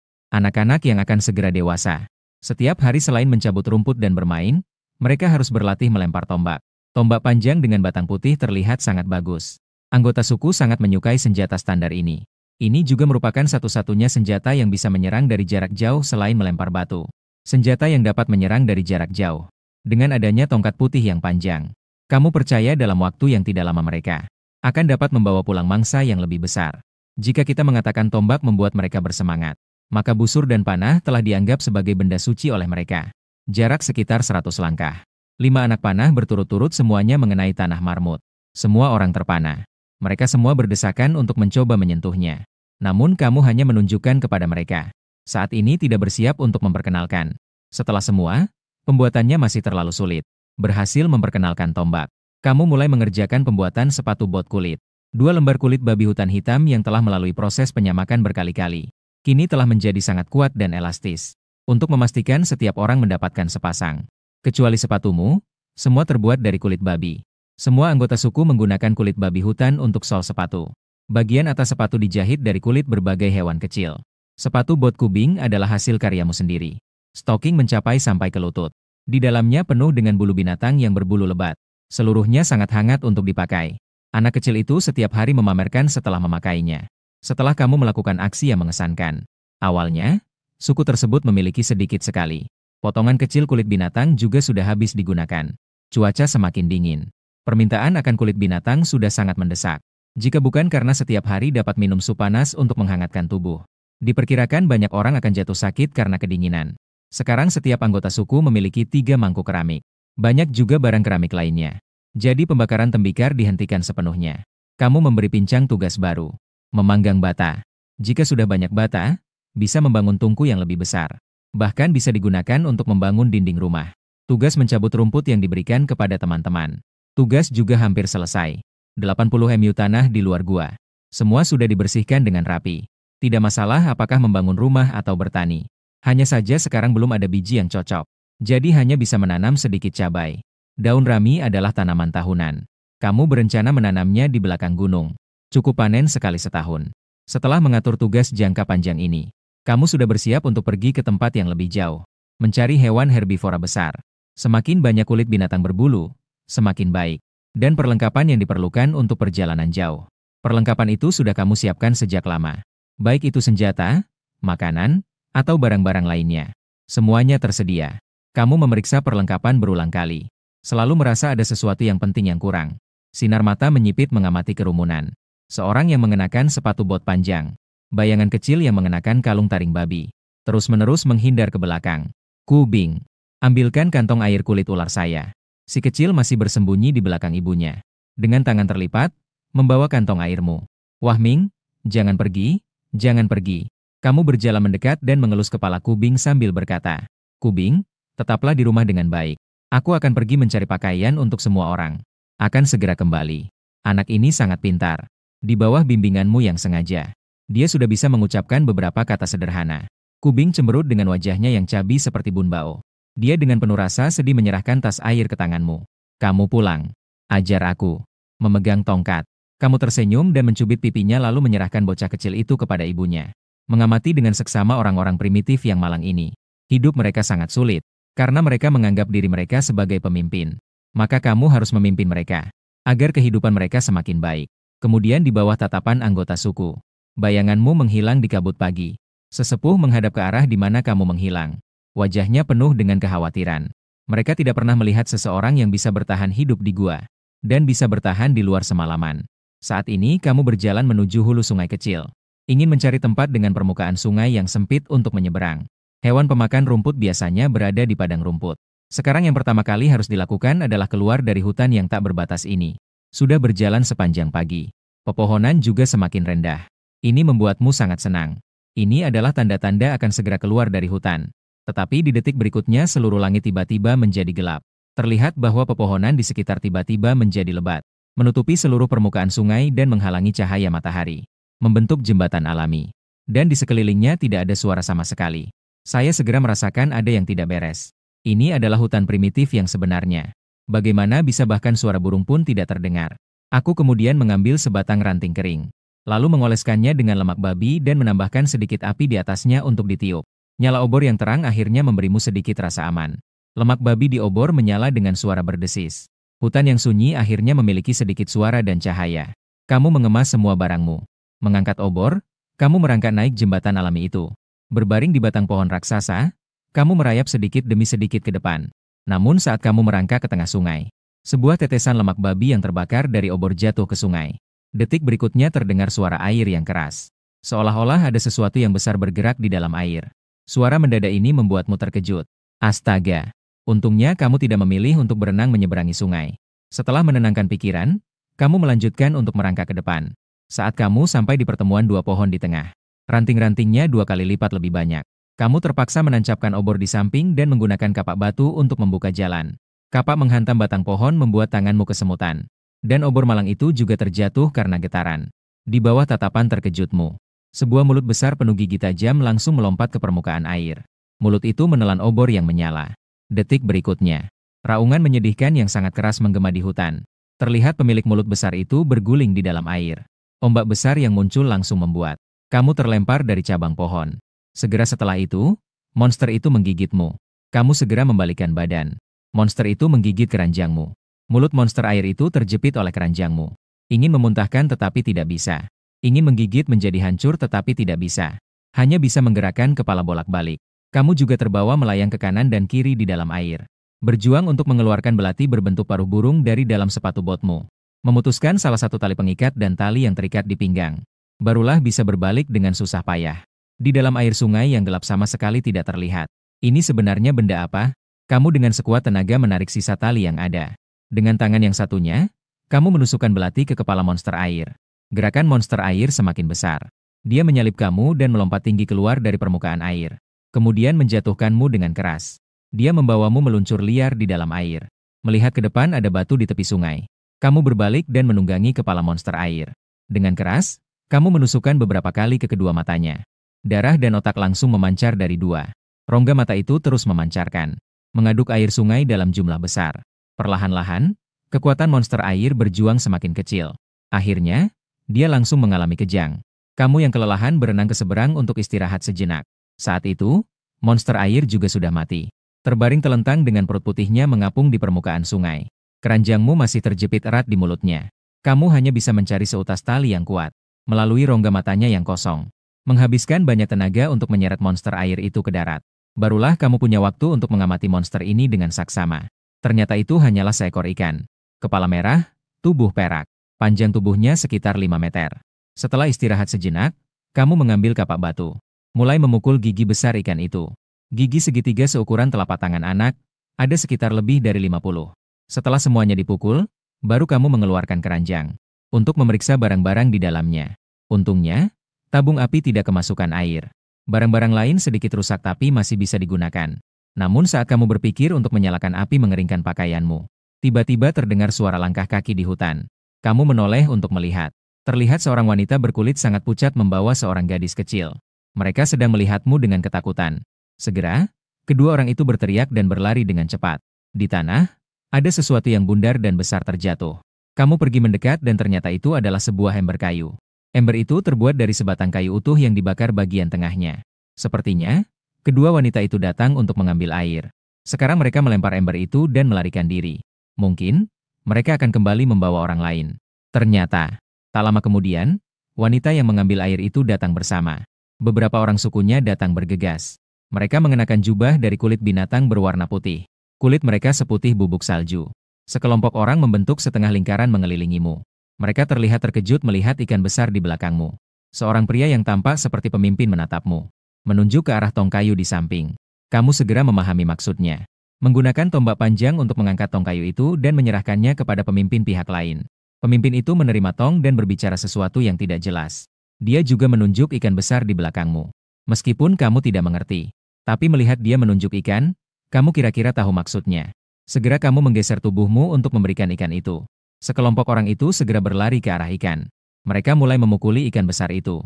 Beberapa wanita di antara mereka bahkan mulai menangis. Pria yang memimpin itu tersenyum. Dia memukul dadanya dengan tinjunya. Kemudian dia mengulurkan tinjunya ke arahmu. Wajahmu tampak bingung. Tapi melihat senyumnya, sepertinya tidak ada niat untuk berkelahi. Itu bukan maksudnya untuk bertengkar. Dengan ragu, kamu menyentuh tinjumu dengan tinjunya. Pria itu tertawa besar dan dengan antusias memelukmu. Lalu dia berbicara dan berisyarat dengan kamu. Meskipun bahasa tidak sama, namun ekspresi wajah dan bahasa tubuh masih bisa berkomunikasi. Kamu memberitahunya bahwa kamu datang dari sisi sungai yang lain. Kamu ingin mencari hewan yang bercula. Pria itu mengangguk sebagai tanda mengerti. Lalu dia memberitahumu bahwa suku mereka memiliki banyak. Orang-orang sebelumnya pernah dimakan oleh ikan ini. Untuk berterima kasih padamu karena telah membunuh ikan raksasa. Dia berharap kamu bisa berkunjung ke suku mereka. Saat itu sudah menjelang senja. Selain itu, kedua suku kalian tidak jauh satu sama lain. Mungkin di lain waktu kamu bisa bertransaksi barang dengan mereka. Maka kamu pun menyetujui permintaannya. Kamu memberi isyarat kepada mereka untuk mengangkat ikan itu. Itu adalah makanan yang bisa dimakan. Pria itu menunjukkan ekspresi terkejut. Dalam ingatan mereka, hanya ada ikan yang dimakan. Kapan mereka pernah makan ikan? Namun mereka tetap setuju. Karena ikan itu terlalu besar. Mereka hanya bisa membunuhnya terlebih dahulu lalu membawanya pergi. Kamu hanya bisa terus bekerja. Kulit ikan perak itu panjangnya sekitar 4 meter dan lebar 3,5 meter. Sangat halus dan juga elastis. Yang terpenting adalah masih tahan air. Kamu segera menyimpannya. Setelah membersihkan sisa daging ikan, dipotong menjadi beberapa bagian besar dan diangkat pergi. Suku mereka berada di dalam hutan. Tidak sampai 10 menit berjalan, kamu melihat sebuah rumah pohon besar. Ruang di dalamnya hanya sekitar 100 meter persegi. Tempatnya meskipun tidak besar, sudah cukup untuk mereka tinggal. Karena jumlah mereka memang sangat sedikit. Pria dewasa ditambah wanita dewasa hanya ada 14 orang. Ditambah semua anak-anak, jumlah totalnya hanya 32 orang. Suku yang tinggal di lubang pohon ini kamu sebut sebagai suku pohon. Mereka punya kulit yang sangat putih. Karena mereka tinggal seumur hidup di hutan gelap ini. Namun itu tidak berarti mereka tidak tahu tentang dunia luar. Sesepuh mereka membawa kamu dan pemimpin Dashu memanjat ke menara pengawas. Tempat ini lebih tinggi dibandingkan dengan hutan hitam di sekitarnya. Kamu bisa melihat tempat yang sangat jauh. Dia menunjuk ke arah timur dan memberitahumu. Dari arah itu, ada keluar dari hutan hitam.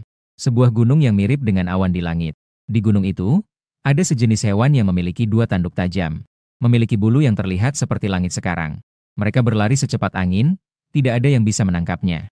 Berdasarkan deskripsinya, kamu memperkirakan itu pasti sejenis hewan seperti antelop besar. Jika dikejar, pasti tidak akan bisa mengejarnya. Namun, jika kamu sudah menyiapkan sebelumnya, jerat pasti dapat menangkapnya. Saat ini, kamu terlihat sangat yakin. Namun, Dashu dan sesepuh hutan tidak memiliki harapan untukmu. Dashu melihat sesepuh tidak berbicara lagi dan merekomendasikan pakaiannya padamu. Ini adalah kulit dari kelinci besar yang memiliki panjang lebih dari 1/2 meter. Mereka suka makan lumut dan jamur di dalam hutan. Di hutan hitam ini, ada banyak. Matamu tiba-tiba bersinar. Kelinci adalah sesuatu yang bagus. Perlu diketahui bahwa kelinci bisa berkembang biak seperti tikus. Satu kelahiran lebih dari 5 ekor adalah hal yang biasa. Kelinci kecil setelah lahir, dalam 4 bulan sudah bisa berkembang biak. Rata-rata setiap 2 bulan sekali. Jika bisa membawa pulang 2 pasang kelinci dewasa dan menjinakkannya, maka dalam setahun bisa menjadi ratusan ekor. Saat itu seluruh suku tidak akan kekurangan pakaian lagi. Daging kelinci juga akan menjadi sumber makanan yang penting. Kamu membayangkan rencana untuk memelihara kelinci. Air liur di mulutmu hampir menetes. Setelah makan malam, Dashu berkata bahwa dia ingin membawa sukunya pergi berburu. Apakah kamu ingin ikut? Kamu terkejut sejenak. Namun, kelinci memang hewan nokturnal. Berburu di malam hari juga sangat wajar. Jadi kamu pun menyetujuinya. Kemudian setiap orang dari suku pohon mengambil sebuah cabang hitam yang bercabang. Kemudian berangkatlah mereka. Setelah tiba, kamu tidak langsung bertindak. Hanya bersembunyi di samping dan mengamati bagaimana mereka menangkap kelinci. Dashu membawa orang-orang untuk mengumpulkan beberapa jamur terlebih dahulu. Ditempatkan di bawah pohon besi hitam. Sekelompok orang bersembunyi di dekatnya. Tak lama kemudian, seekor kelinci gemuk melompat mendekat. Dengan waspada, ia melihat sekeliling. Melihat tidak ada gerakan, ia perlahan mendekati jamur. Pada saat itu, Dashu bersama sekelompok orang melompat keluar. Mereka menggunakan cabang-cabang yang padat dengan ranting. Dengan cepat mengelilingi kelinci sehingga tidak bisa bergerak. Akhirnya mereka menggunakan sebuah duri kayu untuk menangkap kelinci itu. Inilah yang disebut berburu secara mengepung, dan mereka menangkapnya hidup-hidup. Seketika itu, kamu muncul dengan pemikiran untuk bertransaksi dengan mereka. Andai saja mereka bisa membantumu menangkap kelinci. Kemudian, kamu berpindah ke tempat lain dan menata jamur lagi. Kali ini, kamu memutuskan untuk menunjukkan keahlianmu. Mengeluarkan busur besar. Mengambil lagi sebuah anak panah. Pohon itu tercengang. Tidak tahu ini benda apa.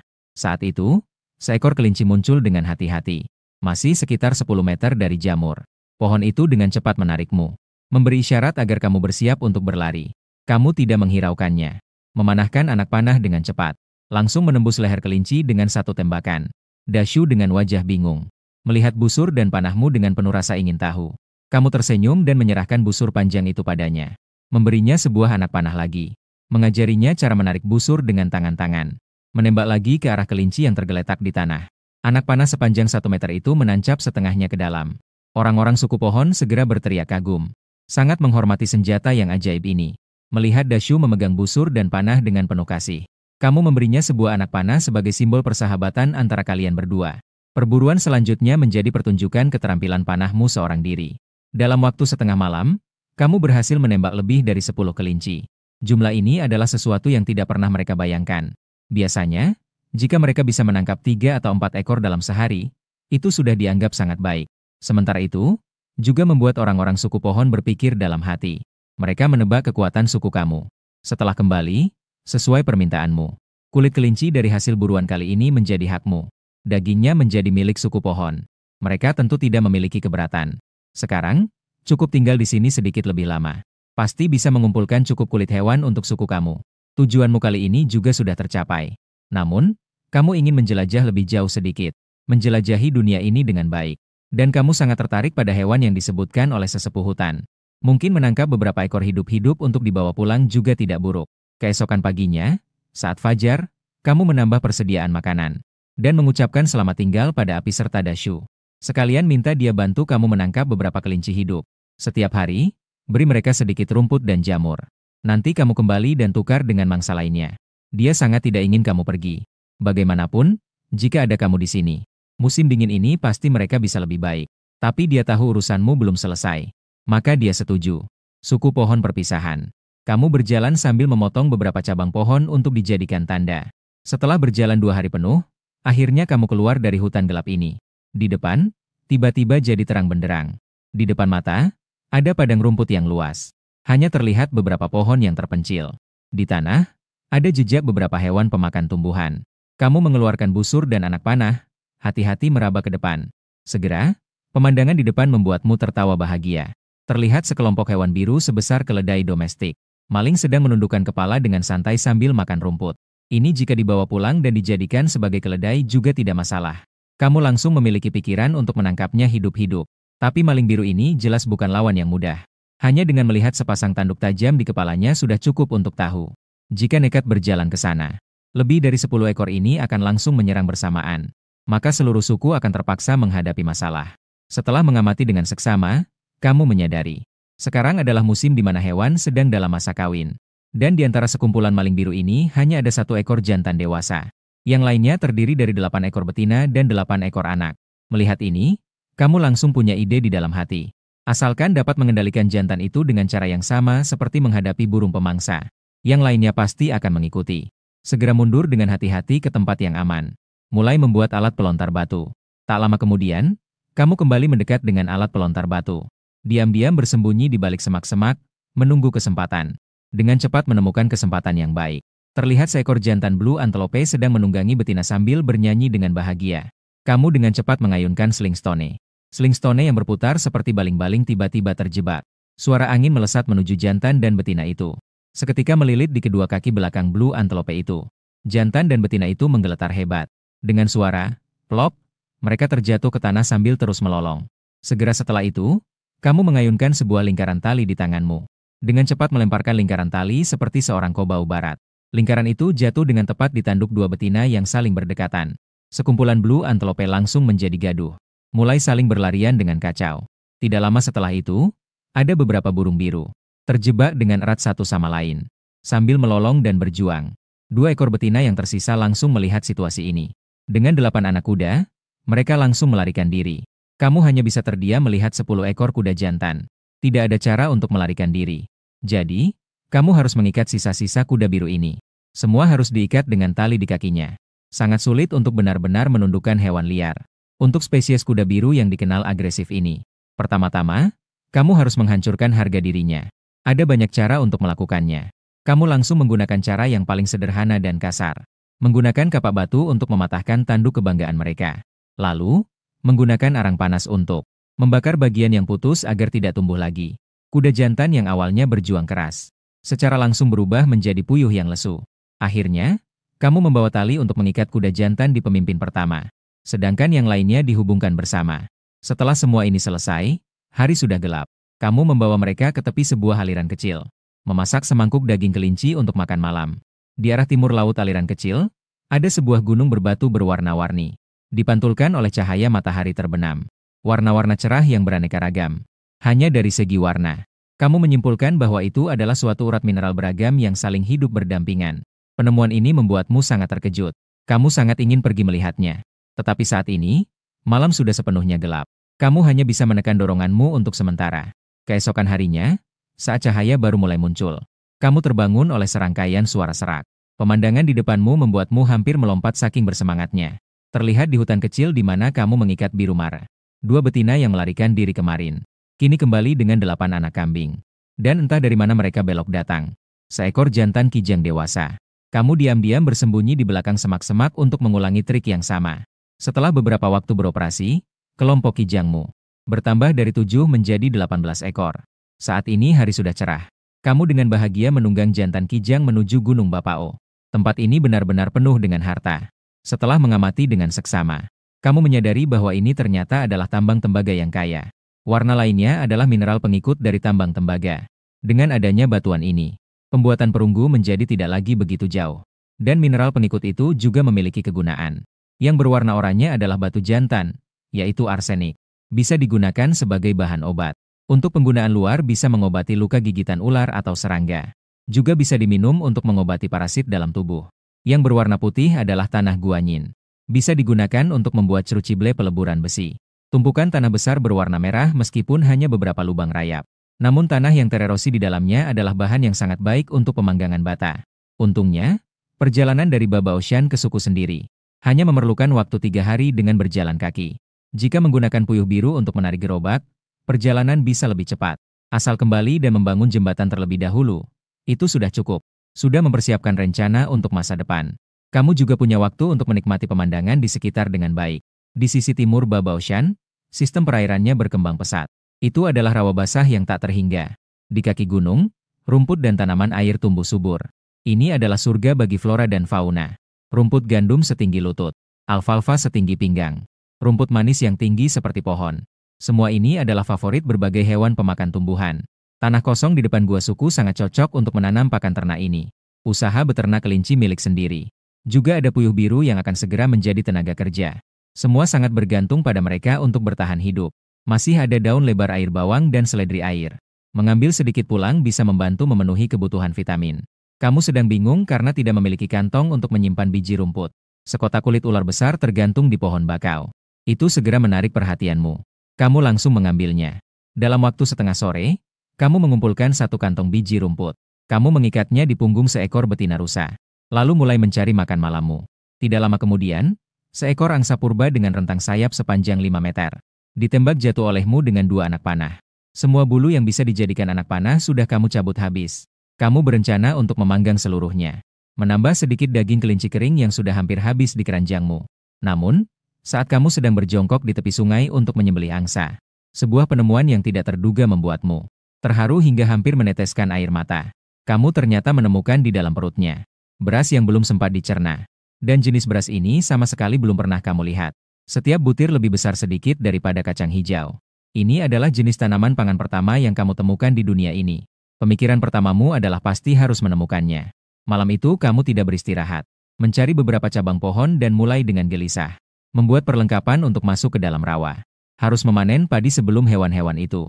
Pagi-pagi sekali keesokan harinya, kamu membawa perahu kayu sederhana. Mencari tempat dengan sedikit air lebih dalam. Mengarahkan perahu ke dalam rawa yang basah. Sementara itu, Dashu di hutan gelap sedang membawa sukunya menangkap kelinci salju. Untuk memenuhi kebutuhanmu dan suku sendiri. Seluruh suku hampir tanpa henti dikerahkan. Hanya menyisakan sesepuh dan anak-anak di bawah usia 6 tahun untuk menjaga rumah. Untuk meningkatkan hasil, dia bahkan mulai melakukan penggusuran secara paksa. Setelah menemukan lubang kelinci, langsung menggali. Jika tidak keluar, membakar dan mengasapi. Cara ini memang berhasil. Sungguh membuatnya menangkap cukup banyak. Ia juga menangkap beberapa sarang anak kelinci yang baru lahir. Namun, justru karena itu, cara berburu ini membawa bencana bagi sukunya. Di musim ini, tidak peduli suku apapun, semua harus menyimpan makanan. Suku kanibal juga tidak terkecuali. Dan makanan mereka adalah manusia hidup. Siapapun yang jatuh ke tangan mereka, pria akan digunakan untuk mengisi perut. Wanita akan dibiarkan untuk melahirkan atau bekerja. Pada hari kamu memasuki rawa ini, sebuah regu pemburu dari suku kanibal diserang oleh Dashu. Api dari panggang kelinci mereka menarik perhatian. Regu ini seluruhnya terdiri dari pria dewasa. Jumlah mereka mencapai 40 orang. Senjata yang mereka pegang semuanya adalah kapak batu dan tombak kayu. Dapat dikatakan bahwa kekuatan tempur mereka sangat besar. Terutama 2 orang yang memimpin. Mereka bahkan menunggangi 2 ekor gajah muda. Dan dibandingkan dengan suku pohon. Bahkan jika dijumlahkan seluruh laki-laki, perempuan, dan orang tua di suku, jumlahnya tetap tidak sebanyak mereka. Menghadapi musuh yang begitu kuat, Dashu membawa anggota sukunya memilih untuk melarikan diri. Suku kanibal terus mengejar di belakang. Untungnya, dia familiar dengan medan. Dia memilih jalan yang sulit untuk melarikan diri. Musuh tidak bisa mengejar dalam waktu yang singkat. Namun, masih ada yang ketinggalan di belakang. Seorang gadis kecil yang sedang memetik jamur menjadi ketakutan. Saat melarikan diri, dia tersandung akar pohon dan jatuh ke tanah. Baru saja bangkit, dia langsung terkena kapak yang terbang ke punggungnya. Segera setelah itu, dia ditusuk oleh musuh yang mengejarnya.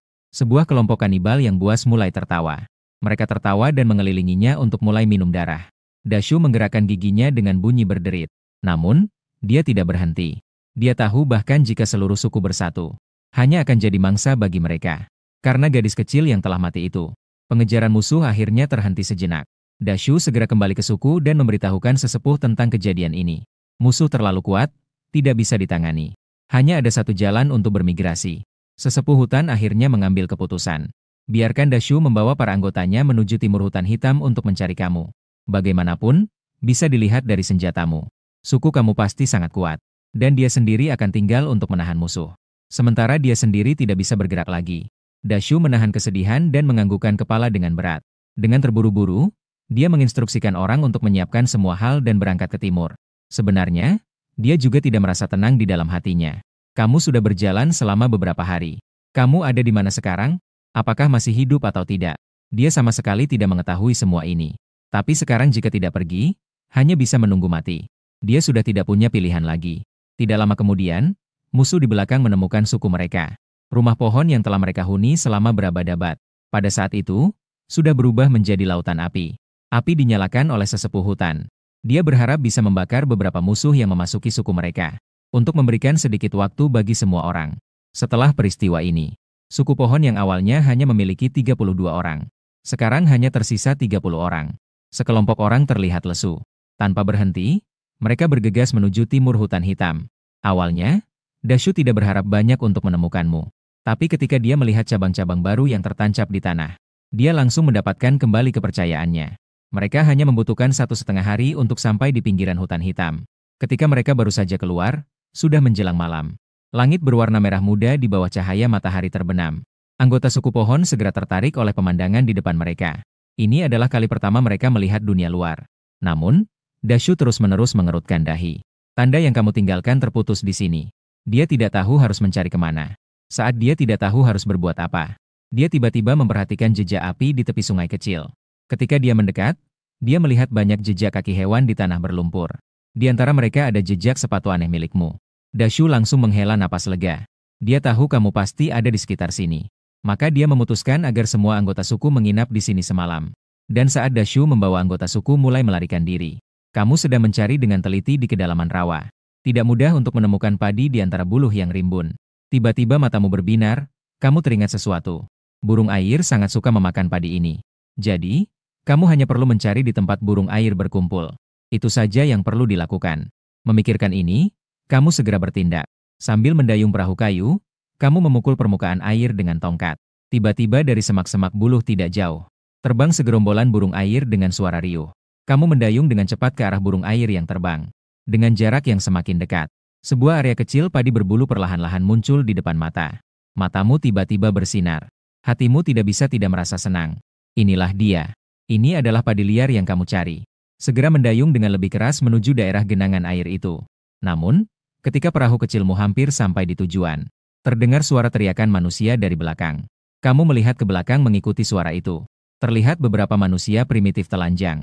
Mereka sedang memegang beberapa batang kayu terapung di permukaan air, sambil melambai kepadanya dan terus berteriak.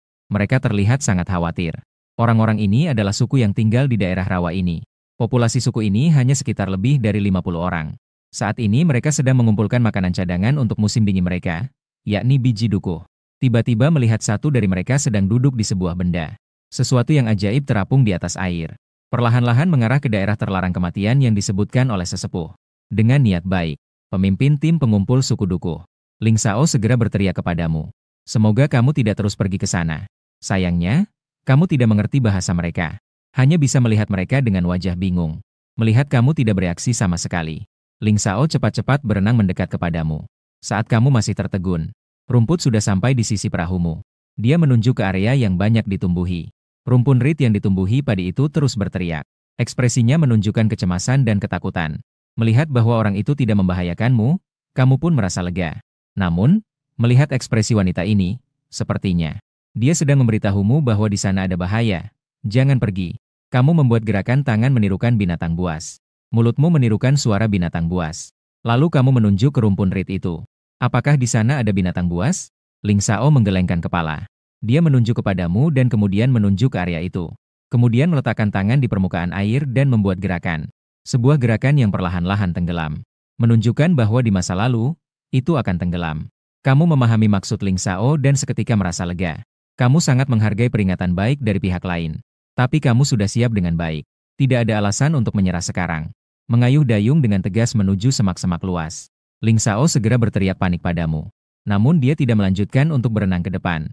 Bagaimanapun, dia masih memiliki sukunya sendiri. Dan anak-anaknya yang belum dewasa. Namun di lain waktu, dia terkejut dan ternganga. Terlihat kamu mengikatkan sesuatu di telapak kaki.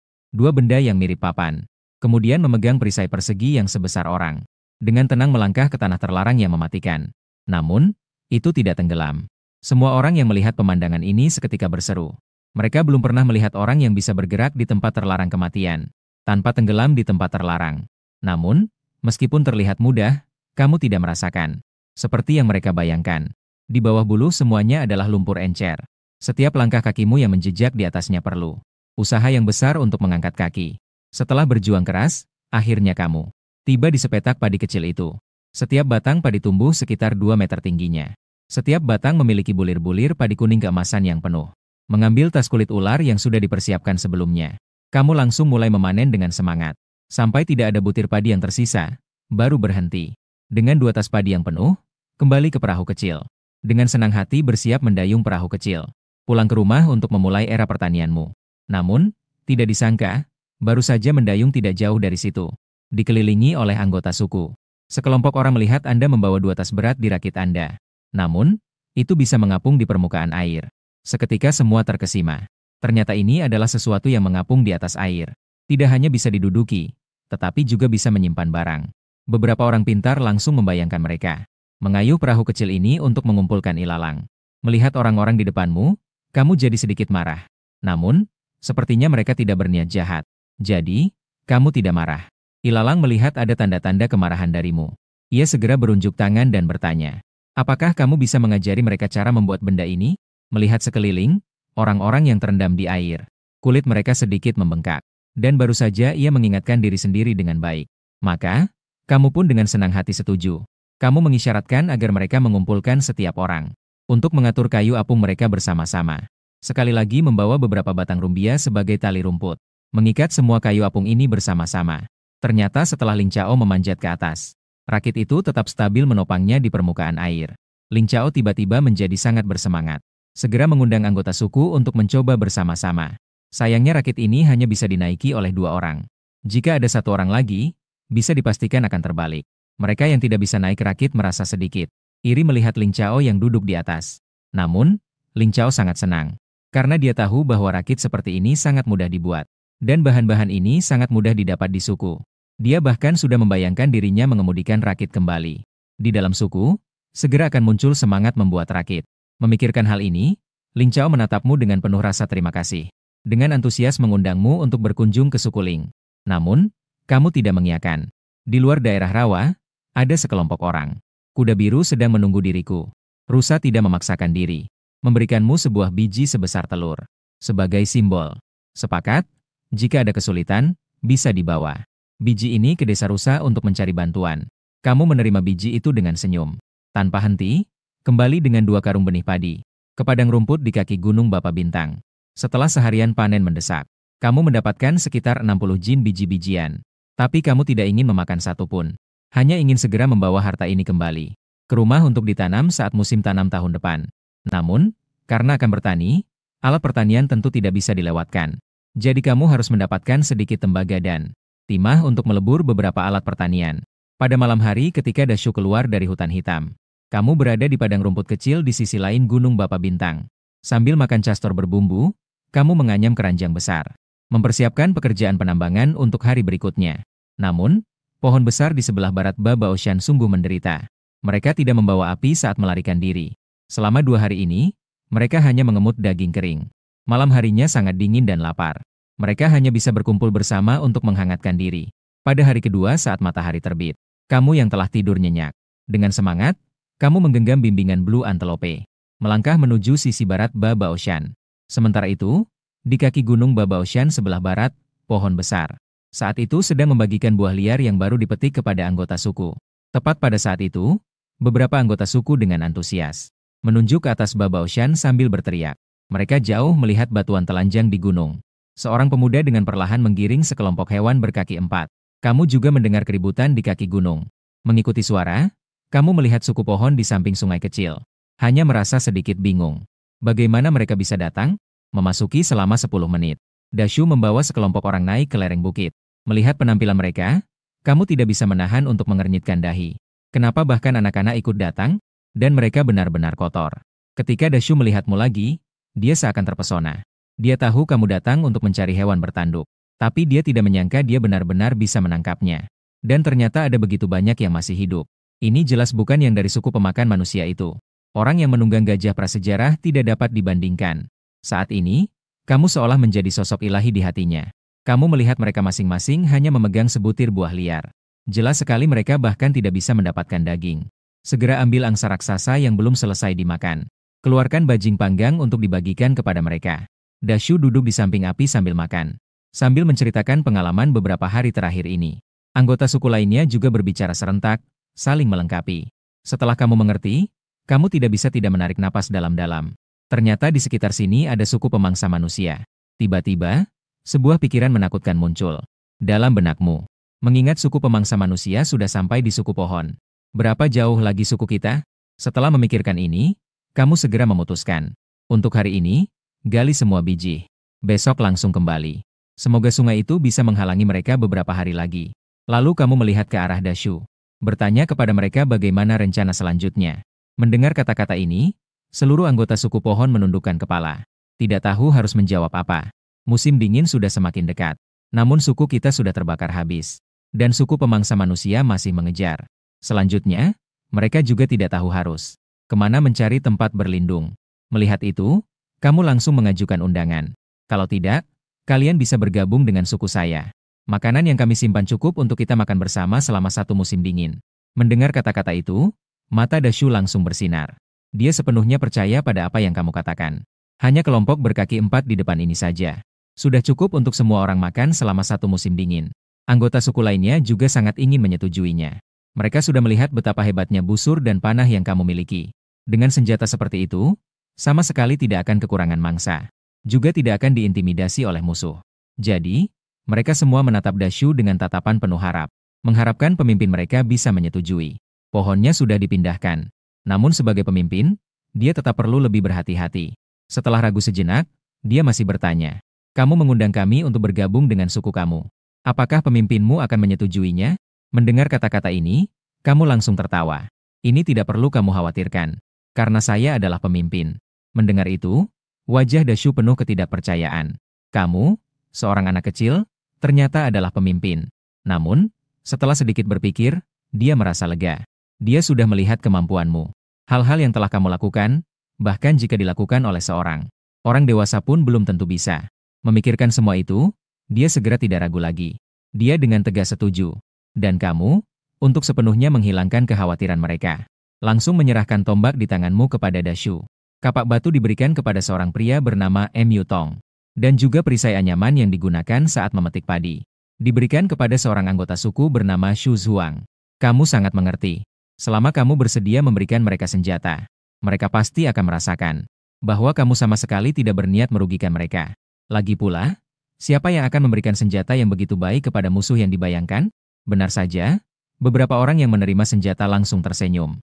Pohon itu juga memberitahumu untuk kelinci yang kamu perintahkan untuk ditangkap hidup-hidup. Besar dan kecil, ada lebih dari 30 ekor. Namun, yang berikut ini lebih banyak. Melihatnya, kamu langsung tidak bisa menahan kegembiraan.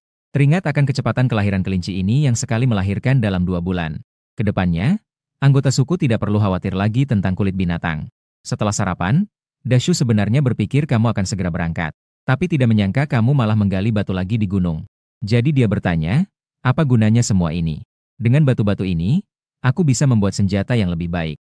Saat itu, aku bisa mendapatkan makanan cukup untuk sehari. Makanan yang bahkan tidak bisa dihabiskan dalam 3 kali makan." Dashu dan yang lainnya benar-benar tercengang. Ini adalah kehidupan yang belum pernah mereka alami sejak pergi. Selanjutnya, tanpa perlu kamu memanggil, mereka semua secara sukarela mulai membantu menggali. Dengan bergabungnya puluhan orang ini, kecepatan penggalian meningkat pesat. Saat sudah mencapai tengah hari, semuanya sudah mengisi semua tempat yang besar. Kali ini, terutama mengurus beberapa hal. Biji tembaga dan timah yang paling banyak. Sarang rayap merah dan tanah liat juga sudah dimasukkan cukup banyak. Ini digunakan untuk membuat crucible dan cetakan. Dengan cepat, setelah merapikan semua, kamu membawa rombongan yang terdiri dari puluhan orang berangkat. Setiap punggung antelope biru membawa 2 atau lebih keranjang kecil atau besar. Diisi dengan biji, pakan, kelinci, dan biji-bijian. Sepanjang perjalanan, kecepatan kalian tidak terlalu cepat. Kamu sambil berjalan mengajarkan Dashu dan yang lainnya bagaimana menggunakan senjata yang kamu berikan kepada mereka. Terus berjalan hingga malam. Kalian mencari tempat yang luas untuk mulai istirahat dan makan malam. Paruh pertama malam masih cukup tenang. Hanya suara kayu bakar yang berdetak. Namun, saat paruh kedua malam tiba, kamu yang berbaring di tanah tiba-tiba merasakan getaran dari tanah. Seolah-olah ada sesuatu yang besar bergerak. Kamu langsung teringat tentang monster berbelalai panjang yang dikatakan oleh Dashu. Segera, dengan menendang dan menarik, kamu membangunkan semua orang dan padamkan semua api. Diiringi oleh 2 teriakan gajah yang tajam dan masih terdengar kekanak-kanakan. 2 sosok besar tiba-tiba muncul di cahaya api di kejauhan. Segera terlihat puluhan orang mengangkat obor dan senjata. Mereka mengenakan perhiasan tulang yang terbuat dari tulang manusia di leher mereka. Terlihat pemimpin yang menunggang gajah mengangkat tangannya dengan besar. Semua orang bergegas ke arah sini dengan wajah yang menakutkan. Pengalaman bertempur yang kaya dari kehidupan sebelumnya membuatmu sangat tenang saat ini. Segera kamu mulai memberikan perintah. Meminta seorang anggota suku yang bernama Mu Tun segera membawa tim untuk menghindar dan melarikan diri ke arah utara. Sementara Dashu, tong kayu, dan tumpukan kayu mengikuti di belakangmu. Meskipun hanya ada 4 orang, Tapi kamu berdasarkan situasi peralatan kedua belah pihak. Dengan cepat juga merumuskan taktik. Pihak lawan dipimpin oleh dua pria yang menunggang gajah raksasa. Kecepatan mereka sama sekali tidak secepat kalian. Juga tidak cukup lincah. Sementara itu, mereka pada dasarnya memegang kapak batu. Senjata lempar seperti tombak tulang. Orang biasa paling-paling hanya bisa melempar sejauh 5 atau 60 meter. Tapi busur dan panah di tanganmu bisa mencapai 100 meter. Menembak target tanpa perlindungan masih memungkinkan. Jadi, selama kamu menjaga jarak, kamu yakin bisa menghabisi mereka di luar jangkauan mereka. Pada saat ini, Dashu terlihat tegang menghadapi musuh. Saat musuh menyerang dengan ganas, ia sedikit gugup. Tangannya yang memegang tombak bergetar sedikit. Namun melihatmu di sampingnya, ia merasa terkejut dengan ketenanganmu. Maka ia menggigit bibirnya dan memaksa dirinya untuk tenang. Kamu menghitung jarak musuh dalam hati. 200 meter. 150 meter. Segera ia memasang busur dan memanah. Terdengar suara, swos. Seorang musuh yang paling depan tiba-tiba jatuh ke tanah. Anak panah ini langsung menembus dadanya. Melihat sebuah tongkat tajam muncul di punggung temannya. Musuh di sekitar terkejut sejenak. Namun, hanya dalam sekejap ketidakstabilan ini, terasa dua anak panah melesat. Dua orang kembali jatuh ke tanah. Saat itu, kapten yang menaiki gajah melihat kamu dari kejauhan. Dia berteriak memanggil anggota suku untuk maju. Ayo, lemparkan beberapa batu kapak terlebih dahulu.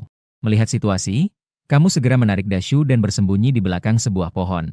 Tong kayu juga menyembunyikan diri mengikuti jejak. Namun, kayu tiang itu berdiri dalam posisi silang. Memegang perisai anyaman di belakangnya. Terdengar suara gedebuk yang dalam. Beberapa batu kapak dan sebuah tombak tulang langsung menghantam perisai. Untungnya, perisai ini terbuat dari anyaman kasar. Kayu tiang itu tidak terluka. Namun, dengan cara serangan ini, rasanya tidak akan bertahan lama. Tong kayu yang bersembunyi di belakang pohon melihat batu kapak berserakan di tanah. Segera ia mengambil dua batu kapak dan melemparkannya kembali. Dalam formasi serangan yang padat, dua orang tiba-tiba terpukul dan jatuh. Tapi apakah mereka mati atau tidak, belum bisa dipastikan. Dashu, sebagai mantan pemimpin pohon, tentu saja tidak ingin berdiam diri.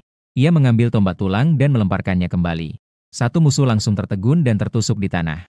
Melihat kondisi, ia sepertinya tidak bisa bertahan hidup lagi. Kamu segera memanggil beberapa orang untuk cepat berlari. Jauhkan diri dan serang mereka. Begitu terus berulang. Tim musuh yang awalnya berjumlah 40 orang. Sekarang hanya tersisa 7 orang. Yang lainnya entah mati atau terluka. Saat itu, kamu tiba-tiba menghentikan beberapa orang yang sedang berlari. Sekitar 80 meter dari musuh. Berdiri dan saling tatap dengan mereka. Pemimpin yang menunggang gajah melihat kalian tidak berlari dan merasa agak bingung. Sementara di pihak mereka hanya tersisa beberapa orang. Sudah lama, mereka semua kelelahan hingga nyaris mati. Seketika dia marah besar. Segera ia mengangkat tombak panjangnya. Sekali lagi mereka berlari maju.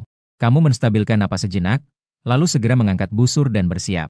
Saat dia berjarak sekitar 70 meter dari kamu melepaskan panah. Panah ini langsung mengenai mata kanannya. Pemimpin itu langsung terjatuh dari punggung gajah. Dia juga diinjak oleh kaki belakang gajah yang maju. Seketika itu juga, dia langsung mati. Gajah itu tiba-tiba merasakan seolah-olah menginjak sesuatu yang lembut. Bingung, ia menoleh untuk melihat. Seketika itu, seluruh gajah tampak tidak baik. Dia langsung berdiri di tempat tanpa bergerak. Sekelompok pengikut di samping meskipun juga merasa, kenapa pemimpin ini tiba-tiba mati. Namun, gerakan menyerang tetap berlanjut. Kamu segera memberikan perintah untuk menyerang balik. 3 tombak dan 1 panah segera melesat. 3 orang musuh langsung terjatuh seketika. Kini yang masih hidup hanya tersisa 3 orang. Mereka ketakutan dan segera berbalik melarikan diri. Di antara mereka, orang yang menunggang gajah itu masih mengendalikan gajah untuk berbalik. Kemudian merasa terlalu lambat, dia langsung melompat turun dari punggung gajah. Kamu segera meluncurkan panah lagi. Akibatnya, dia belum sampai ke tanah sudah terkena panah di dada. Setelah berlari beberapa langkah ke belakang, dia langsung terjatuh di tanah. Dashu dan 2 orang lainnya juga bergegas dari belakangmu. 3 kapak batu meluncur dengan suara angin. Mereka juga mengatasi 2 musuh terakhir yang tersisa. Dengan demikian, pertempuran gerilya di hutan ini akhirnya berakhir. Ketiga Dashu tidak dapat mempercayainya. Hanya dengan 4 orang saja, mereka bisa. Mereka berhasil mengatasi kelompok beranggotakan 40 orang. Dan juga 2 anak gajah purba itu. Saat ini, karena orang yang mengendalikan telah hilang, mereka semua berdiri terpaku di tempat. Kamu segera memberikan perintah baru. Kayu pangkal pohon menunggu di tempat. Tong kayu pergi untuk mencari anggota suku. Sementara Dashu pergi bersamamu untuk membunuh mereka. Membunuh orang-orang yang belum dibunuh sampai tuntas. 3 orang itu mengeluarkan suara, "Oh," dan segera bergerak terpisah. Kamu akan menemukan kembali anak panah. Tombak tulang dan kapak batu yang utuh juga telah dikumpulkan. Namun, 2 ekor mamut yang tidak ada yang mengurusnya ternyata terus mengikuti di belakangmu. Bahkan sesekali menggunakan belalainya untuk menyodok punggungmu. Sepertinya mereka ingin menempel padamu. Kamu buru-buru menggeser belalainya dan berkata, "Jangan mengikuti saya. Saya tidak bisa mengurusmu." Bagaimanapun, ini adalah mamut sejati. Setelah dewasa, beratnya bisa mencapai sekitar 15 ton. Makhluk seperti ini harus makan berapa banyak makanan dalam sehari? Pada saat itu, Dashu mengernyitkan dahi dan memberitahumu. Sepanjang jalan ini hanya ada 36 mayat. Jumlah ini lebih sedikit 4 dari yang sebelumnya yaitu 40. Kamu tiba-tiba merasakan firasat buruk. Namun, hutan gelap yang begitu besar sekarang tidak bisa dicari lagi. Hanya bisa menyerah di sini. Ketika fajar tiba, tiang kayu dan ember kayu baru membawa pasukan besar kembali. Ketika semua orang sudah duduk untuk makan, kamu meminta Dashu untuk membagikan tombak dan kapak batu yang diperoleh kepada semua orang.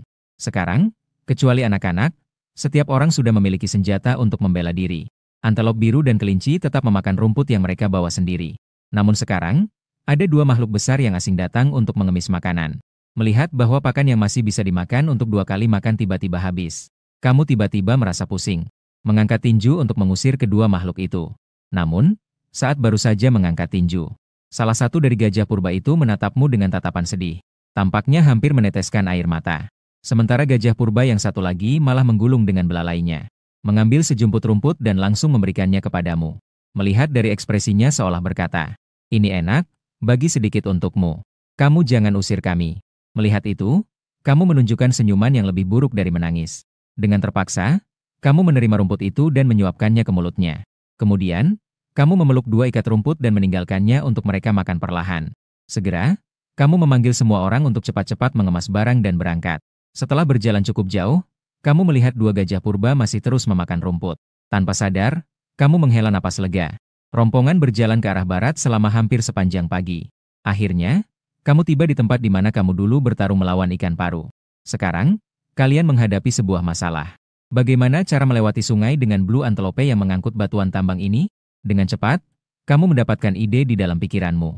Biarkan semua orang mencari beberapa dahan panjang terlebih dahulu. Kemudian, di bawah tatapan kagum semua orang, sebuah rakit kayu perlahan mulai terbentuk. Setelah semua batuan tambang dipindahkan ke rakit, kamu meminta semua orang untuk merayap melewati jembatan pohon terlebih dahulu. Di sisi seberang, mereka menurunkan batuan tambang. Akhirnya, hanya tinggal kamu seorang dan 18 Blue Antelope. Untuk memastikan antelope-antelope itu bisa menyeberang sungai dengan tenang, kamu melompat ke dalam air, menarik mereka satu persatu untuk berenang melintasi. Setelah selesai berkemas kembali, para pejalan kaki melanjutkan perjalanan mereka di sepanjang tepi sungai. Jika dibandingkan dengan hutan hitam yang tertutup rapat, pemandangan di tepi barat sungai kecil sangat berbeda. Sinarnya matahari di sini bisa menembus daun dan menyinari hutan. Sinar tersebut menghangatkan tubuh manusia. Dashu dan yang lainnya belum pernah melihat pemandangan seperti ini. Mereka semua berlari dengan penuh semangat di dalam hutan. Selama itu, beberapa ayam hutan yang mencari makanan di tanah terus terkejut. Kamu mengangkat tanganmu dan langsung memanah. Mereka terus berjalan hingga sore dan mendapatkan hasil yang cukup banyak. Sementara itu, Kubing kecil sedang bekerja di tepi sungai bersama ibunya. Dia sesekali melihat ke arah utara. Ibunya pernah berkata bahwa pemimpin datang dari arah sana. Sejak kamu pergi, setiap hari dia selalu mengikuti ibunya ke tepi sungai untuk menangkap ikan. Itu semua untuk menunggu kamu di sini. Melihat ibunya mulai membereskan ikan yang ditangkap. Tapi hari ini pemimpin belum kembali. Kubing yang kecil sedikit kecewa. Wanita itu tersenyum sambil mengelus kepala kecilnya sebagai penghiburan. Namun sebenarnya dia juga merasa ragu dalam hatinya. Apakah kamu benar-benar bisa kembali dengan selamat? Bagaimanapun juga, kamu masih seorang anak kecil. Memikirkan hal itu, dia tidak bisa menahan diri untuk melihat ke arah utara dengan khawatir. Namun saat dia melihat ke sana, dia bahkan melihat beberapa bayangan orang di hutan yang jauh. Ada seseorang di sana. Cepat ambil senjata. Dia segera berteriak dengan keras. Wanita-wanita dari tim penangkap ikan segera meletakkan hasil tangkapan hari ini. Setiap orang mengeluarkan sebuah tombak panjang berwarna putih dengan hati-hati. Kubing yang memiliki pandangan tajam langsung mengenali. Yang berjalan di paling depan adalah pemimpin sukunya. Dia langsung melompat dan berteriak dengan gembira. "Ibu, pemimpin telah kembali." Kamu juga merasa senang mendengar suara dari jauh. Dia melambaikan tangan dan berteriak keras. "Aku sudah kembali." Saat itu, terdengar 2 suara guntur dari gajah. Raungan itu terdengar dari seberang sungai, yang menarik perhatian semua orang. Mendengar suara ini, hatimu langsung, seolah ada 10.000 kepala yang berlari. Tak disangka, Setelah berjalan begitu jauh, tidak bisa melepaskan diri dari dua gajah itu. Kamu diam-diam mengatakan dalam hatimu, jangan sekali-kali mendekat. Tapi yang ditakuti justru datang. Terdengar suara plop-plop, kedua gajah melompat ke sungai. Dalam kurang dari setengah menit, mereka sudah basah kuyup, berdiri di depanmu. Tidak disangka, dua makhluk itu tidak berperilaku baik. Begitu sampai di sampingmu, mereka langsung menghisap air dan menyemprotkanmu hingga basah kuyup. Artinya jelas. Siapa suruh kamu meninggalkan mereka? Kamu dengan putus asa mengusap air di wajahmu. Kalau ingin makan di rumahku, kamu harus bekerja untukku. Aku tidak akan memeliharamu tanpa alasan. Mendengar itu, kedua gajah raksasa itu mengangkat belalai dan menyentuh kepalamu. Tidak tahu itu artinya apa. Wanita tim penangkap ikan terkejut melihat kedua raksasa itu. Namun, terlihat mereka sangat akrab dengan pemimpin. Seketika, mereka berubah menjadi penuh pengaguman. Pemimpin memang hebat. Bahkan makhluk besar seperti itu bisa dia taklukkan. Kubing segera berlari mendekat. Dia memeluk kakimu dengan akrab. Dia sama sekali tidak takut pada raksasa di sampingnya. Kamu memberitahu mereka bahwa orang baru adalah anggota suku yang baru bergabung. Lalu kamu membawa orang-orang ini kembali ke gua. Kubing kecil diletakkan di punggung gajah raksasa. Sepanjang perjalanan, dia terlihat gagah. Dalam perjalanan, anggota suku dari suku pohon asli dan tim penangkap ikan saling mengamati satu sama lain. Pandangan tim penangkap ikan sebagian besar tertuju pada 18 ekor antelop biru itu. Dashu dan yang lainnya sedang mengamati wanita suku Han. Melihat gaya rambut dan sepatu kulit mereka. Serta ikan dalam jumlah sedikit dan satu tombak dengan tanda putih untuk masing-masing. Tombak dengan tanda putih ini adalah favorit Dashu. Mereka masing-masing bahkan memiliki satu. Benar-benar membuat Dashu merasa cemburu. Memikirkan bahwa sekarang dia juga telah bergabung dengan suku. Dia merasakan sedikit kegembiraan yang samar. Pada saat itu, pintu gua juga sangat ramai. Semua orang suku berkumpul di sini.